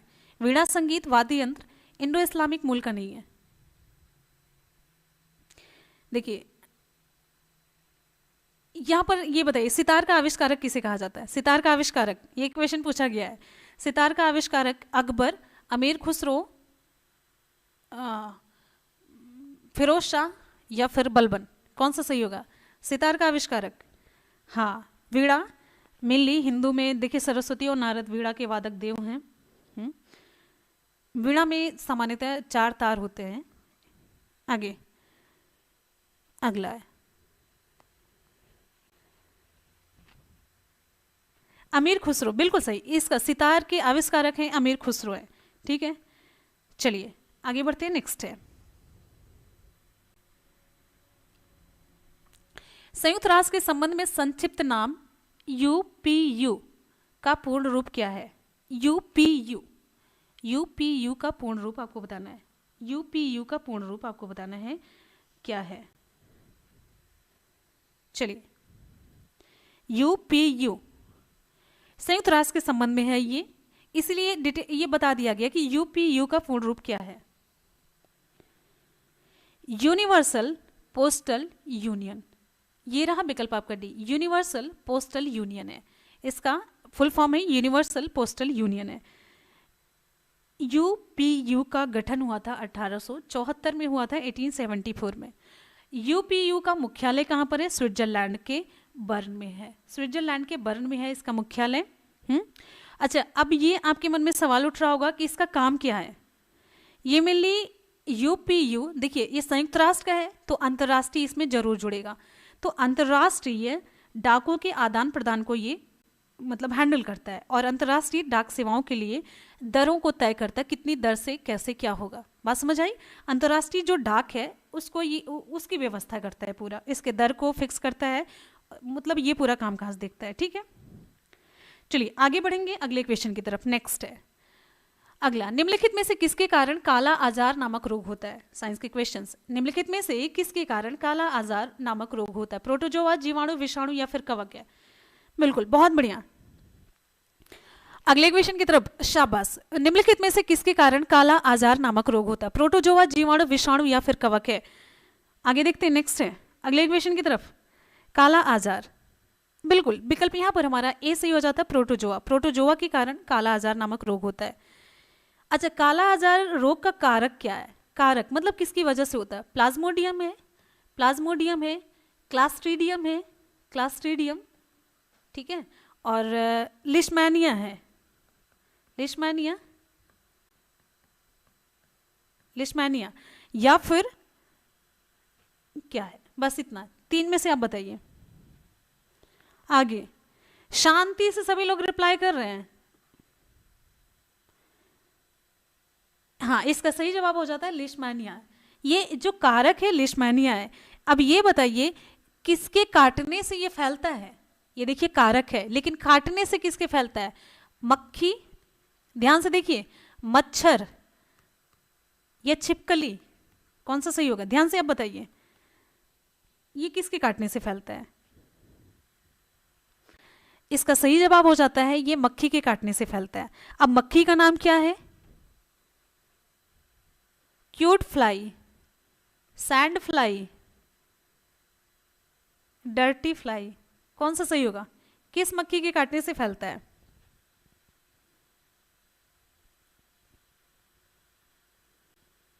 सैंड फ्लाई, ठीक है, सैंड फ्लाई मक्खी के काटने से फैलता है, लेकिन मक्खी इसका कारक नहीं है, वाहक है। कारक है इसका लिशमैनिया, इसकी वजह से होता है। और लिशमैनिया क्या है? ये है प्रोटोजोआ। बात समझ आई? ये यहाँ पर ध्यान से देखना है, आपको क्या पूछा जा रहा है आप जरूर देखिएगा। कारक मतलब किसकी वजह से ये रोग होता है, ये है, लेकिन उसको ढोने का काम क्या कौन करती है? मक्खी करती है, ठीक है। इस बीमारी में तेज बुखार होता है और पीलिया के लक्षण आते हैं। हाँ, चलिए एक क्वेश्चन और आपसे पूछ लेते हैं, एक क्वेश्चन और पूछ लेते हैं। पीलिया नहीं, पीलिया नहीं,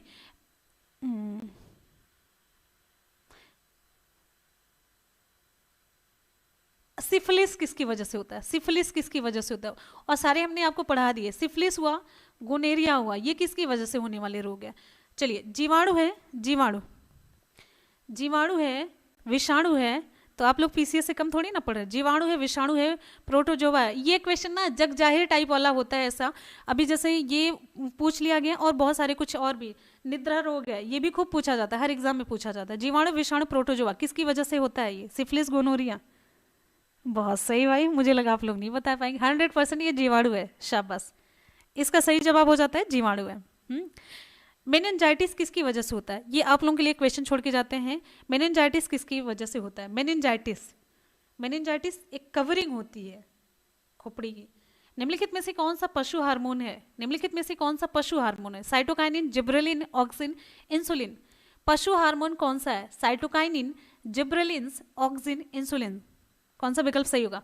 अब यहाँ पर अगर ये बस आपको कैटेगराइज करना है कि कौन सा पौधे वाला हार्मोन है, तो 3 पौधे वाला हार्मोन, एक पशु हार्मोन है, जंतु हार्मोन है। मेनली पशु करके पूछ लिया गया है, तो जैसे लग रहा है ना बड़ी वैसी हो जा रही है, जंतु भी कह सकते हैं आप, जंतु हार्मोन। हाँ, इंसुलिन है, ऑक्सिन, जिब्रेलिन, साइटोकाइनिन, ये सभी पौधों में पाए जाने वाले हार्मोन है। इंसुलिन ये है। मेनली मानव शरीर में जो अग्नाशय है, पैंक्रियाज है ना। अच्छा ये बताइए, पैंक्रियाज को किस ग्रंथि के नाम से जानते हैं? कौन सी ग्रंथि है? अंतःस्रावी, बहिस्रावी, मिश्रित ग्रंथि, किस ग्रंथि के नाम से जानते हैं?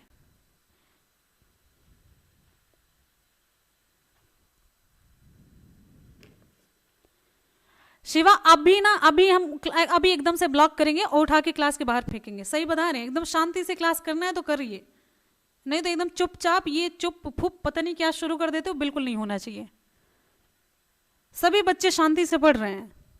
नाम लिखा है शिवा, हम उठा के क्लास के बाहर निकालेंगे अभी। साइटोकाइनिन है, जिब्रेलिन है, ऑक्सिन है, इंसुलिन में, अच्छा ये पैंक्रियाज में मिक्स्ड हो जाता है, मिश्रित हो गया, ठीक है। चलिए, ये जो मानव शरीर की अग्नाशय की किस सेल से, बीटा सेल्स, अल्फा सेल्स ये होती हैं, तो ये कौन सी सेल से मतलब इसका सेक्रेशन होता है? इंसुलिन, इंसुलिन हार्मोन का स्राव किसकी वजह से होता है? अल्फा सेल है, बीटा सेल है, या फिर ये डेल्टा सेल किससे होता है? चलिए बताइए, गामा डेल्टा कुछ भी जुड़िए।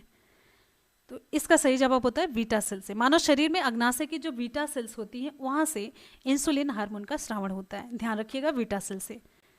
अच्छा, इंसुलिन हार्मोन हार्मोन की खोज किसने की थी? इंसुलिन हार्मोन की खोज किसने की थी? इंसुलिन हार्मोन की खोज किसने की थी? इंसुलिन हार्मोन की खोज किसने की थी? बैंटिंग ने, बैंटिंग ने, वेस्ट ने, वाटसन ने, क्रिक ने, किसने की थी? वेंटिंग, वेस्ट, वाटसन और क्रिक किसने की थी? यहां पर हमारा सही जवाब हो जाएगा वेंटिंग और वेस्ट ने इंसुलिन हार्मोन की खोज की थी।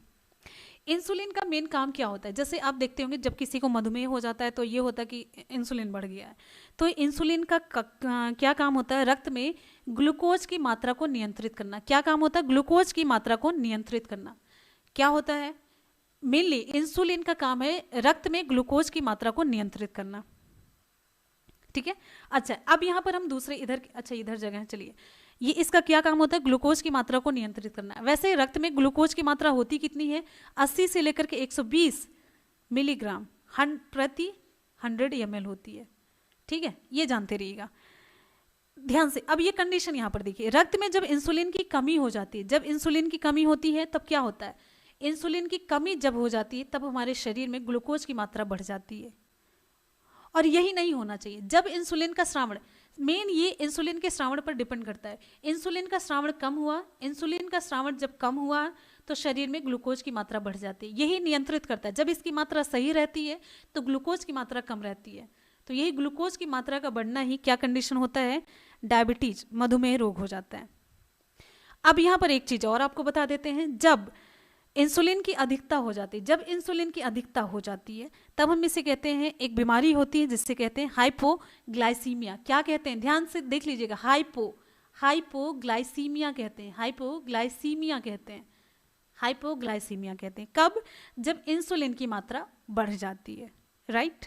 चलिए, अच्छा अब यहाँ पर देख लीजिए, साइटोकाइनिन, जिब्रेलिन, ऑक्सिन, ये सभी पादप हार्मोन है। और आपको हमने बताया अग्नाशय के बारे में एक इंपॉर्टेंट चीज, ये हम भूल गए, मिश्रित ग्रंथि तो है, और ये मानव शरीर की दूसरी सबसे बड़ी ग्रंथि। कौन से नंबर की? दूसरी सबसे बड़ी ग्रंथि है। अब यहाँ पर एक क्वेश्चन आपके लिए फिर से बन जाता है कि प्रथम यानी कि पहली सबसे बड़ी ग्रंथि कौन सी है? मैंने दूसरी बता दी कि अग्नाशय दूसरी है, पहली सबसे बड़ी ग्रंथि कौन सी है? ये क्वेश्चन आपके लिए बन जाता है, राइट। चलिए, हाँ इसकी रिप्लाई भी आ चुकी है, लीवर है, ये भी सही है।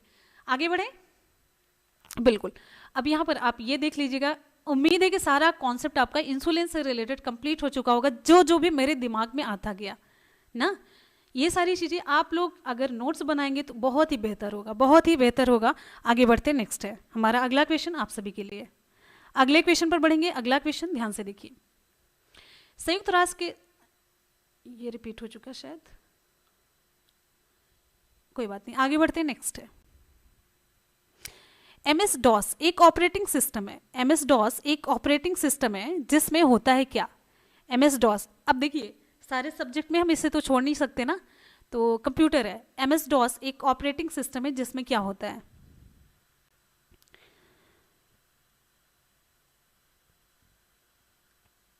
चलिए आगे देखिए, एमएस डॉस ये एक ऑपरेटिंग सिस्टम है जिसमें कमांड लाइन इंटरफेस, विकल्प आपका डी से होता है, कमांड लाइन नहीं, विकल्प आपका डी से होता है, कमांड लाइन इंटरफेस होता है। जो मेनली ऑपरेटिंग सिस्टम प्रोग्राम, ये मतलब ऑपरेटिंग सिस्टम होता है ना, प्रोग्राम का पूरा एक सेट होता है जो कि यूजर्स और हार्डवेयर के बीच इंटरफेस और कंप्यूटर के विभिन्न भागों के बीच समन्वयकर्ता, नियंत्रक और निरीक्षक का कार्य करता है। तो एक तरीके से आप ये कह सकते हैं, जो ऑपरेटिंग सिस्टम होता है ना, हार्डवेयर और इधर सॉफ्टवेयर, हार्डवेयर और सॉफ्टवेयर के बीच में एक मीडिएटर का काम करता है जो ऑपरेटिंग सिस्टम होता है। तो ये सिंपल सी लैंग्वेज में आप समझ सकते हैं, हार्डवेयर और सॉफ्टवेयर के बीच में ये मतलब थोड़ा सा मीडिएटर का काम करता है। ऑपरेटिंग सिस्टम के एग्जाम्पल में आपको बताते हैं, कभी कभी एग्जाम्पल पूछा जाता है, एग्जाम्पल हर चीज़ का बड़ा इंपॉर्टेंट होता है। MS DOS है, विंडोज़ 9X है, मैक OS है, MS विंडोज़ है, ये सभी सिंगल यूज़र ऑपरेटिंग सिस्टम के एग्जाम्पल हैं। लेकिन जब कभी मल्टी यूज़र ऑपरेटिंग सिस्टम की बात पूछी जाए तो यहाँ पर यूनिक्स, राइट, यूनिक्स है, लाइनक्स है, LINUX, विंडोज़ 2000, ठीक है, ये सभी मल्टी यूजर ऑपरेटिंग सिस्टम है। अब यहीं पर बहुत सारी चीज़ें अब इसमें बदल भी जाती हैं, ठीक है, मल्टीटास्किंग ऑपरेटिंग सिस्टम भी हो जाता है। फिर उसके बाद बस इतना जानते रहिए, आगे बढ़ते नेक्स्ट क्वेश्चन है। पहली सोशल मीडिया साइट कौन सी थी? पहली सोशल मीडिया साइट कौन सी थी? Interesting, MySpace, 6 degrees, Friendster, LinkedIn, पता नहीं लॉन्कडॉन लिखा है। आगे देखिए, पहली सोशल मीडिया साइट कौन सी थी? तुक्का मारिए।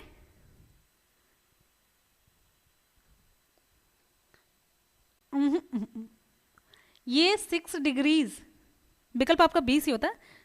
6 डिग्रीज पहली सोशल मीडिया साइट थी। 6 डिग्रीज की शुरुआत पता है कब हुई थी? 1997 में हुई थी, 1997 में हुई थी, 1997 में हुई थी। इसके संस्थापक कौन थे 6 डिग्रीज के? इसके संस्थापक थे एंड्रयू वेनरीच थे, एंड्रयू वेनरीच थे, ठीक है। अच्छा, एक और इंपॉर्टेंट क्वेश्चन बताइए, शायद आपको ना पता हो, मुझे जहां तक उम्मीद है। सोशल मीडिया यूज करना अलग बात है, लेकिन इसके बारे में जानकारी रखना अलग बात है, ठीक है। चलिए यहां पर आप बताइए, किस दिन को वर्ल्ड सोशल मीडिया डे मनाया जाता है प्रतिवर्ष? किस तारीख को? दिन को नहीं, किस तारीख को? 3 जून, 5 जून, 15 जून या फिर 30 जून? कौन सा सही होगा? चलिए जल्दी से बताइए। आगे आगे आगे आगे आगे आगे तुक्का भी नहीं सही हुआ। 30 जून हमने कहा था ना, 30 जून यहां पर सही जवाब हो जाता है। 30 जून को वर्ल्ड सोशल मीडिया डे प्रतिवर्ष मनाया जाता है, ठीक है। चलिए आगे बढ़ते हैं। अच्छा, लिंक्डइन जो आप लोग रिप्लाई कर रहे थे ना, लिंक्डइन की शुरुआत जानते कब हुई थी? 2002 में हुई थी। माई स्पेस ये सोशल मीडिया साइट 2007 में शुरू की गई, 2007 में। और फ्रेंडस्टर ये सोशल मीडिया 2003 में लॉन्च हुई। तो सबसे पहले तो यही हुई ना 6 डिग्रीज, राइट। नेक्स्ट क्वेश्चन पर बढ़ते हैं, अगला है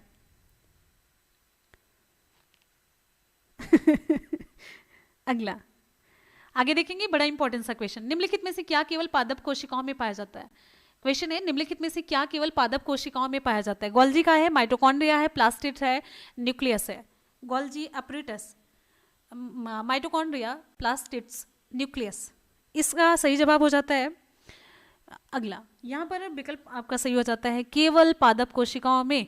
पादप मतलब पौधे वाली कोशिकाओं में कौन सा पाया जाता है? तो यहाँ पर सही जवाब हो जाता है कौन सा? ये प्लास्टिड्स होता है, लवक है, ठीक है। विकल्प आपका सही होता है। देखिए लवक ये केवल पादप कोशिकाओं में ही पाए जाते हैं, और लवक ये मेनली 3 प्रकार के होते हैं। चलिए आपको यहाँ पर क्लियर कर देते हैं। लवक में पहला होता है क्लोरोप्लास्ट। क्लोरोप्लास्ट जिसे हम लोग ज़्यादा जानते हैं। क्लोरोप्लास्ट ये होता है किस रंग का? हरे रंग का। प्लास्टी है हरे रंग का, ठीक है। दूसरा होता है ल्यूकोप्लास्ट। ल्यूकोप्लास्ट ध्यान दीजिएगा, ये इंपॉर्टेंट है, ये पूछा जाता है। ल्यूकोप्लास्ट ये मतलब कोई रंग नहीं, उजला रंग आप समझ सकते हैं, सफ़ेद सफ़ेद समझ लीजिए। और क्रोमोप्लास्ट है। क्रोमोप्लास्ट में ये मेनली लाल या चमकीला रंग का होता है। तो ये चीज़ें होती हैं, ठीक है। क्लोरोप्लास्ट पूछा जाता है कि पौधे का हरे रंग किसकी वजह से होता है, तो ये क्लोरोप्लास्ट ही है, सही है। चलिए अब यहाँ पर अगर हम ये थोड़ा सा एक चीज़ और है यहाँ पर बताते चलेंगे, आप लोग यहाँ पर ध्यान से अगर सुनेंगे तो ये देखिए यहाँ पर ध्यान से, जंतु कोशिका और पादप कोशिका में अंतर पूछा जाता है। एक क्वेश्चन ये आपका बनता है। तो देखिए आपको हम यहाँ पर सरसरी निगाह से बता देते, पादप कोशिका है, पादप कोशिका, जंतु कोशिका, दोनों में क्या पाया जाता है क्या नहीं, हम यहाँ पर सरसरी निगाह से बताएंगे। हम हमेशा ये सोचते हैं कुछ चीज़ें छूट ना जाए। देखिए इसमें कोशिका भित्ति पाई जाती है, ध्यान से देखते रहिएगा, नोट करते चलिएगा। कोशिका भित्ति, कोशिका भित्ति मतलब कोशिका ये है, इसके बाहर की जो ये दीवार है, कोशिका भित्ति दीवार, ये पाई जाती है पादप कोशिका में, ठीक है। सेल वॉल, सेल वॉल इसमें पाई जाती है, राइट। और इसमें कोशिका भित्ति नहीं पाई जाती है, इसमें कोशिका झिल्ली पाई जाती है।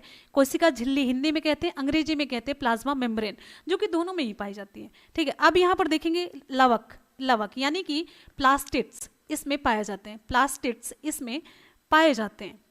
इसमें लवक नहीं पाए जाते क्योंकि रंग से इसका कोई मतलब नहीं है। अगर एक्सेप्शन की बात करते हैं तो ये इग्लिना होता है जो कि कवक मतलब जंतु और पौधे के बीच की योजक कड़ी माना जाता है। चलिए यहाँ पर इसको छोड़ते हैं अभी। अब लवक हो गया, ये चीज है, एक हो गया पॉइंट, दूसरा पॉइंट हो गया। तीसरा है इसमें, तीसरा इसमें लाइसोसोम नहीं पाया जाता। एक कोशिकांग है लाइसोसोम, पूछा जाता है, लाइसोसोम इसमें नहीं पाया जाता है, लेकिन इसमें पाया जाता है, जंतु कोशिका में पाया जाता है। फिर अब इसी लाइन को हम आगे यहाँ पर बढ़ा रहे हैं। चौथे नंबर पे आते हैं सेंट्रियोल, तारक काय जिसे कहते हैं, तारक काय। कभी भी क्वेश्चन, ये सारे क्वेश्चन खूब पूछे जाते हैं। तारक काय इंग्लिश में इसे कहते हैं सेंट्रियोल्स, सेंट्रियोल्स, ठीक है। सेंट्रियोल ये कहाँ पर पाया जाता है? ये इसमें नहीं पाया जाता है, इसमें जंतु कोशिका में पाया जाता है। पांचवा पॉइंट आता है रिक्तिका, इसमें पाई जाती है। रिक्तिका जो बड़ी सी एकदम से, जैसे ऐसे मैंने बनाया तो यहाँ पर ऐसे रिक्तिका बड़ी सी वैक्यूल, ये इसमें पाई जाती है। रिक्तिका इसमें नहीं पाई जाती, या फिर पाई जाती है तो छोटी छोटी पाई जाती। मेनली नहीं वाला कॉन्सेप्ट नहीं है, इसमें छोटी पाई जाती, इसमें बहुत बड़ी सी पाई जाती, ये कॉन्सेप्ट है। बस यहाँ पर ये अंतर आप लोगों ने अगर पढ़ लिया, ध्यान से पढ़ लिया, आपका यहाँ से एक आध क्वेश्चन कन्फर्म हो जाता है, पूछा जरूर जाता है। अब चलते हैं हम यहाँ पर आगे इधर की तरफ, दूसरे क्वेश्चन की तरफ। दूसरा क्वेश्चन हमारा आगे देख लेते हैं कि नहीं। हाँ, अगला क्वेश्चन है इंटरक्रॉपिंग। इंटरक्रॉपिंग का मतलब है अंतर फसल प्रक्रिया, इनमें से किसे दर्शाती है? इंटरक्रॉपिंग प्रक्रिया, इंटर, आगे देखिए। हाँ, मैग्नीशियम मेटल फाइंड इन, हाँ बिल्कुल, ये क्वेश्चन यहाँ पर क्लोरोफिल से रिलेटेड ये बनता है। क्वेश्चन पूछा जाता है कि क्या पाया जाता है, तो यहाँ पर मैग्नीशियम सही जवाब होगा। कभी कभी आप लोग मैग्नीज में कंफ्यूज कर जाते हैं, तो वो मैग्नीज नहीं होगा, मैग्नीशियम पाया जाता है, क्लोरोफिल के केंद्र में पाया जाता है, तो ये जानते रहिएगा, ठीक है। इंटरक्रॉपिंग अंतर फसल प्रक्रिया, इनमें से किसे दर्शाती है? कौन सा आपका सही जवाब होगा? इंटरक्रॉपिंग अंतर फसल, यहाँ पर ये है कि पास पास दो या दो से अधिक फसलें उगाना।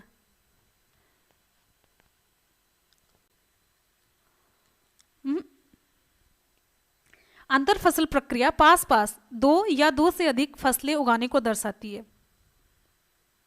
देखिए, जब एक खड़ी फसल है, जब एक खड़ी फसल हो ना, उसके नीचे दूसरी अन्य फसल को बोया जाता है, तो ऐसी कृषि को कहते हैं इंटरक्रॉपिंग।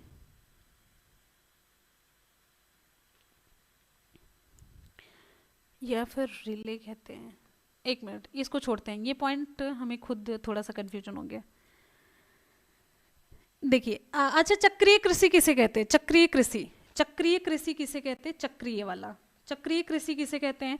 चक्रीय में होता है कि जैसे कि मतलब ना होता है कृषि भूमि में जब परती की अवधि, जैसे मतलब परती कोई छोड़ दी जाती है, या फिर हम ये कह सकते हैं कि ना एक साइकिल बना करके जो कृषि की जाती है, जैसे कि मतलब अगर थोड़ी देर के लिए छोड़ा जाता है तो फिर दूसरी फसल, दलहनी फसल लगा देते हैं, फिर उसके बाद से ऐसे ऐसे पूरा चक्रण चलता रहता है, तो उसे हम कहते हैं, हाँ, चक्रीय वृद्धि विधि द्वारा एक वर्ष में दो फसलों का उत्पादन होता है, तो ये द्विफसली कृषि भी कहलाती है।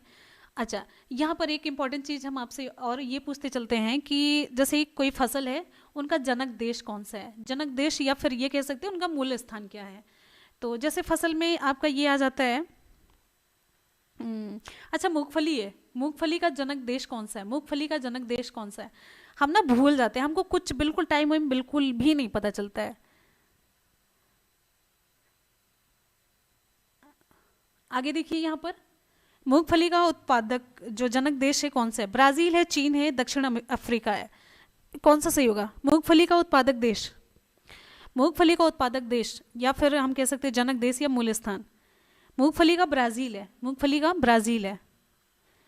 अच्छा, गन्ने का क्या है? गन्ने का जनक देश कौन सा है? यहाँ पर जगह नहीं है सही से, यहीं पर देखिए, गन्ने का जनक देश भारत है, अमेरिका है, ब्राजील है, चीन है।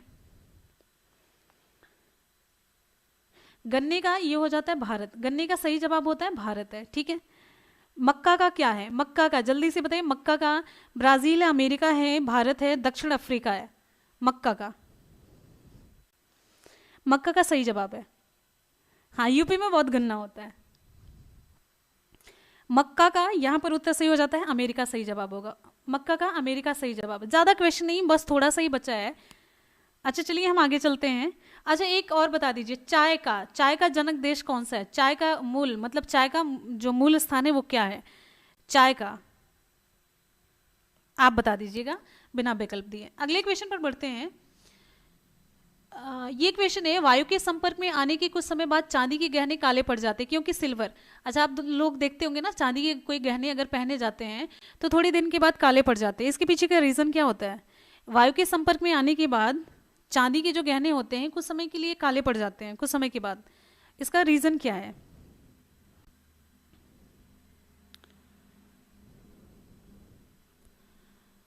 यहाँ पर विकल्प आपका सी से होता है। चांदी जो है वायु में मौजूद सल्फर के साथ अभिक्रिया करके सिल्वर सल्फाइड बना लेती है।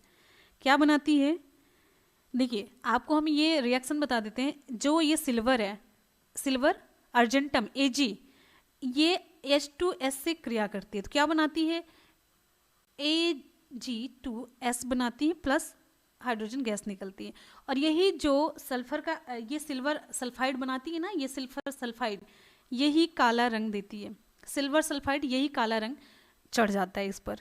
ठीक है, ये अभिक्रिया अगर इसको हम बैलेंस करते हैं तो 2Ag हो जाता है, H2S है, Ag2, ये अब बैलेंस्ड स्टेट में है। ठीक है, चलिए अब यहाँ पर एक इंपॉर्टेंट क्वेश्चन आपको बता देते हैं। कुछ दुर्लभ धातुएं हैं, दुर्लभ धातुएं में आता है सोना है, सोना Au, आरम कहते हैं। Au का जो सिंबल है मतलब आरम है, सोने का सिंबल यही है, संकेत Au है, आरम। चांदी का Ag, अर्जेंटम, प्लेटिनम Pt, इन सभी का क्षरण नहीं होता है, इसलिए इन धातुओं को हम क्या कहते हैं?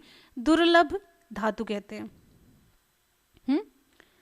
चलिए, इनके प्राय आभूषण बनाए जाते हैं। और एक क्वेश्चन आपसे पूछते हैं, जानते हैं? चांदी हुआ तांबा हुआ, चांदी और तांबा का दुश्मन किस तत्व को माना जाता है? कार्बन, हाइड्रोजन, ऑक्सीजन, सल्फर, किसको माना जाता है? चांदी और तांबा का दुश्मन किसे माना जाता है?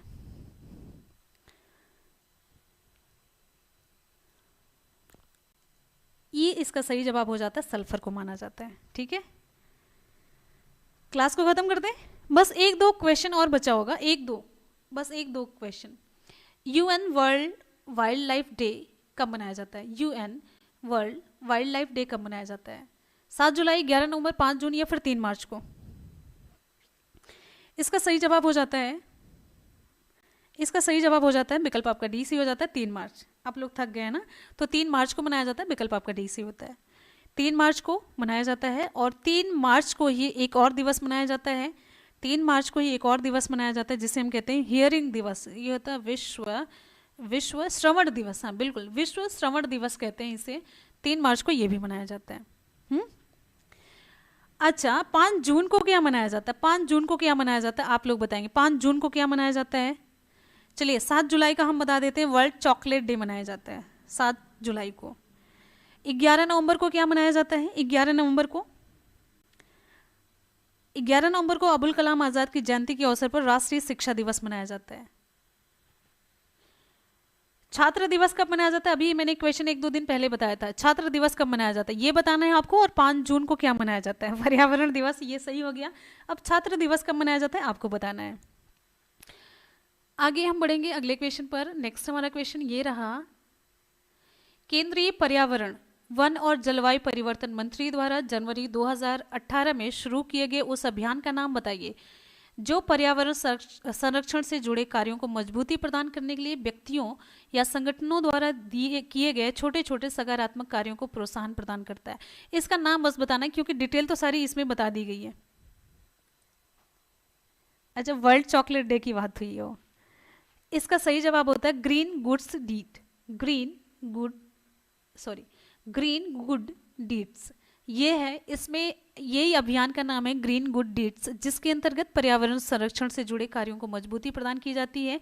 व्यक्तियों और संगठनों के द्वारा जो छोटे छोटे कार्य होते हैं उनको प्रोत्साहित किया जाता है, ग्रीन गुड डीड्स। आगे बढ़ेंगे अगले क्वेश्चन पर। नेक्स्ट है, ध्यान से देखिएगा, बस एक क्वेश्चन और बचा है इसके अलावा। यदि लोगों के विशेष, मुझे खुद नहीं पता है वैसे, सीरियसली मुझे नहीं पता अभी, यदि लोगों के एक विशेष समूह को केरल में तेलुगु माध्यम के स्कूल खोलने की अनुमति नहीं दी जाती है, यदि लोगों के एक विशेष समूह को केरल में तेलुगु माध्यम के स्कूल खोलने की अनुमति नहीं दी जाती तो इसे किस मौलिक अधिकार का उल्लंघन माना जाएगा? देखिए क्वेश्चन बहुत अच्छे तरीके से पूछा गया। धार्मिक स्वतंत्रता का अधिकार, स्वतंत्रता का, या फिर समानता का, या फिर सांस्कृतिक और शैक्षणिक आधार अधिकार।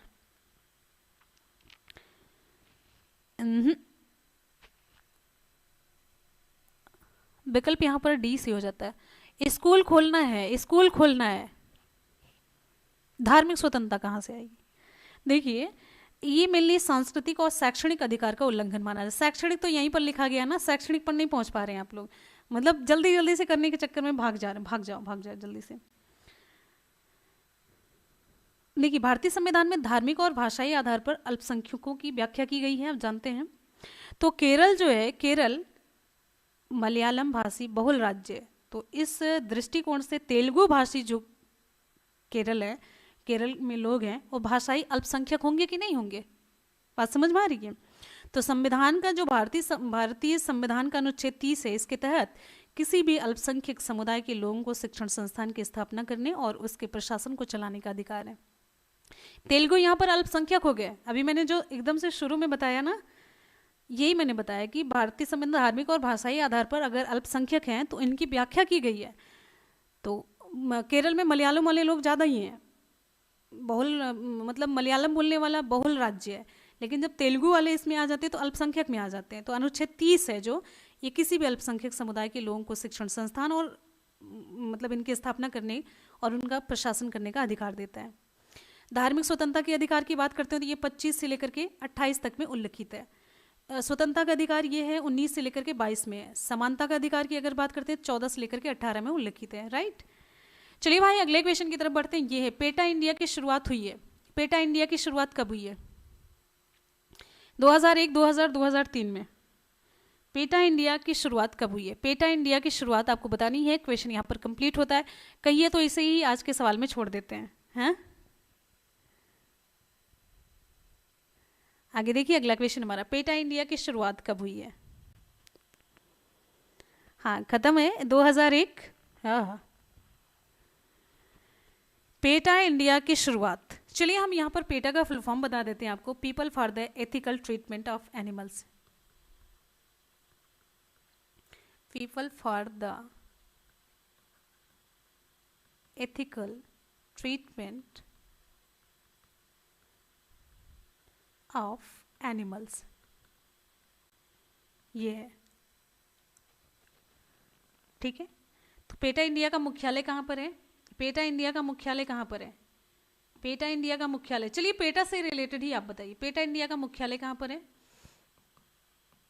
ये है मुंबई में। ये मेनली ना पेटा इंडिया जो है जानवरों के प्रति कोई बुरा व्यवहार न करे, उनके साथ उन्हें चोट ना पहुंचाए, तो इसके लिए जागरूकता बढ़ाने के लिए ये काम कर रहा है। ठीक है, हाँ अब पता चला 2001 है कि 2000 है, इसलिए हम कुछ बोल नहीं रहे थे। चलिए अब यहाँ पर और कुछ सवाल पूछ लेते हैं। अच्छा ये बताइए क्लास कैसी लगी? पूरी मेहनत से क्वेश्चन बनाया था, पूरी मेहनत से क्वेश्चन बनाया था। क्लास कैसी लगी? पहले तो ये बताइए क्लास कैसी लगी, और साथ ही साथ में पहला क्वेश्चन, पेटा की स्थापना कब हुई है? वैसे मैंने हिंट तो दे दिया। दूसरा क्वेश्चन है,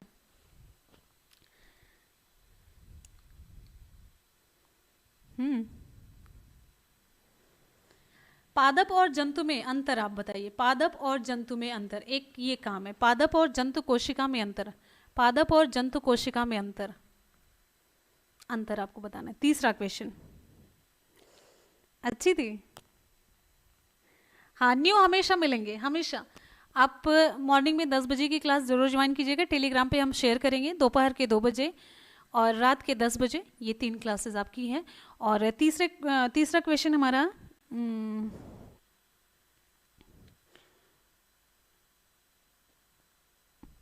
काला आजार, काला आजार रोग के बारे में बताइए। चौथा क्वेश्चन, पता मेरी अगला चौथा क्वेश्चन, कार्डामम पहाड़ियाँ मैंने बताई है ना, कार्डामम का नाम बताया कि नहीं, कुछ बताया शायद, कार्डामम पहाड़ी, कार्डामम पहाड़ी नहीं बताया तब भी बताइए आप, कार्डामम पहाड़ियों के बारे में बताइए। पांचवा, दक्षिण भारत की सर्वोच्च चोटी, दक्षिण भारत की सर्वोच्च चोटी, दक्षिण भारत की सर्वोच्च चोटी आपको बताना है।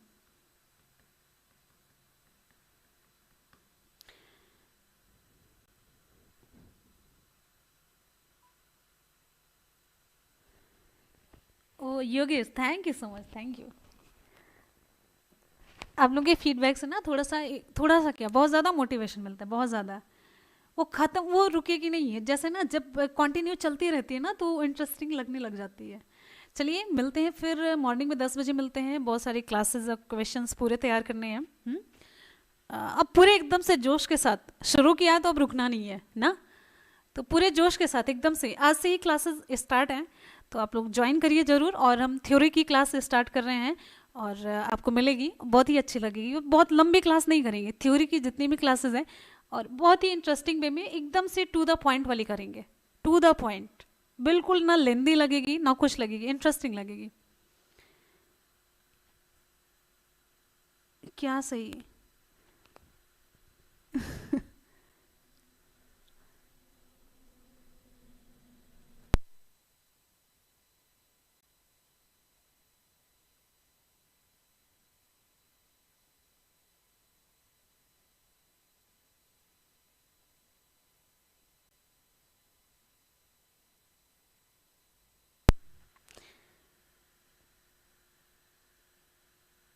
मैम अभी ओके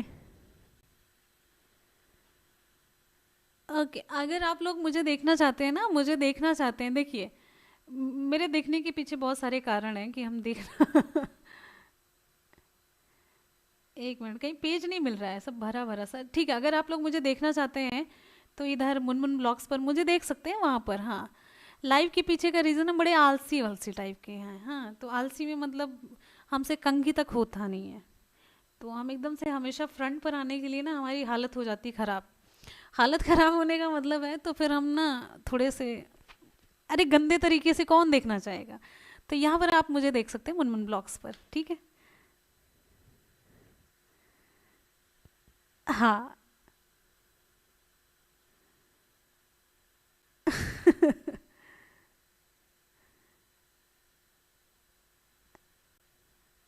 चलिए, आप लोग मुझे लाइव वहाँ पर हर देख सकते हैं ना, मुनमुन ब्लॉग्स पर देख सकते हैं। हाँ, आप लोग मुझे इंस्टाग्राम पर भी देख सकते हैं, हालांकि बहुत ज़्यादा एक्टिव नहीं है, लेकिन हाँ कभी कभी जब टाइम मिल जाता है तो हम थोड़े से वैसे नेचर के ना, हंसने उसने टाइप वाला, जॉली टाइप, एकदम से खुश मिजाज, तो कुछ ना कुछ एक्टिविटी ऐसे करते रहते हैं। तो आप लोग देख सकते हैं, मुझे फॉलो कर सकते हैं अमिता तिवारी ऑफिशियल करके। वो बस ऐसे ही मस्ती के लिए, मस्ती मतलब थोड़ा सा एकदम से फन के लिए है बस। और मेरा मेन टारगेट होता है, पहला आपकी क्लासेस हम प्रोवाइड कराएं, आपको मैटर प्रोवाइड कराएं, बाकी ये सब हमारी एकदम से सेकेंडरी, एकदम से सेकेंडरी चीज़ें हैं। बस ये होता है कि ना कभी कभी लाइफ थोड़ा सा ऐसे एंजॉय कर लेने का मन करता है, आप लोगों के साथ मतलब मिलने जुलने का मन करता है, बस ये है, ठीक है। तो चलिए इसी के साथ ही मिलते हैं फिर नेक्स्ट क्लास में कल। तब तक के लिए goodbye, take care, thank you so much. और क्लास में जुड़िए, एकदम से जोरदार तरीके से क्लास कराएंगे, जोरदार तरीके से जुड़िए। अब पूरा यकीन आप मानिए, अगर आप मेरी क्लासेस एक दिन आप कर लिए ना तो दूसरे दिन छोड़ नहीं सकते हैं, आपको लत लग जाएगी 100%। तो चलिए इसी के साथ ही मिलते हैं फिर नेक्स्ट वीडियो में, तब तक के लिए goodbye, take care, thank you so much, love you all, bye, take care, जय हिंद।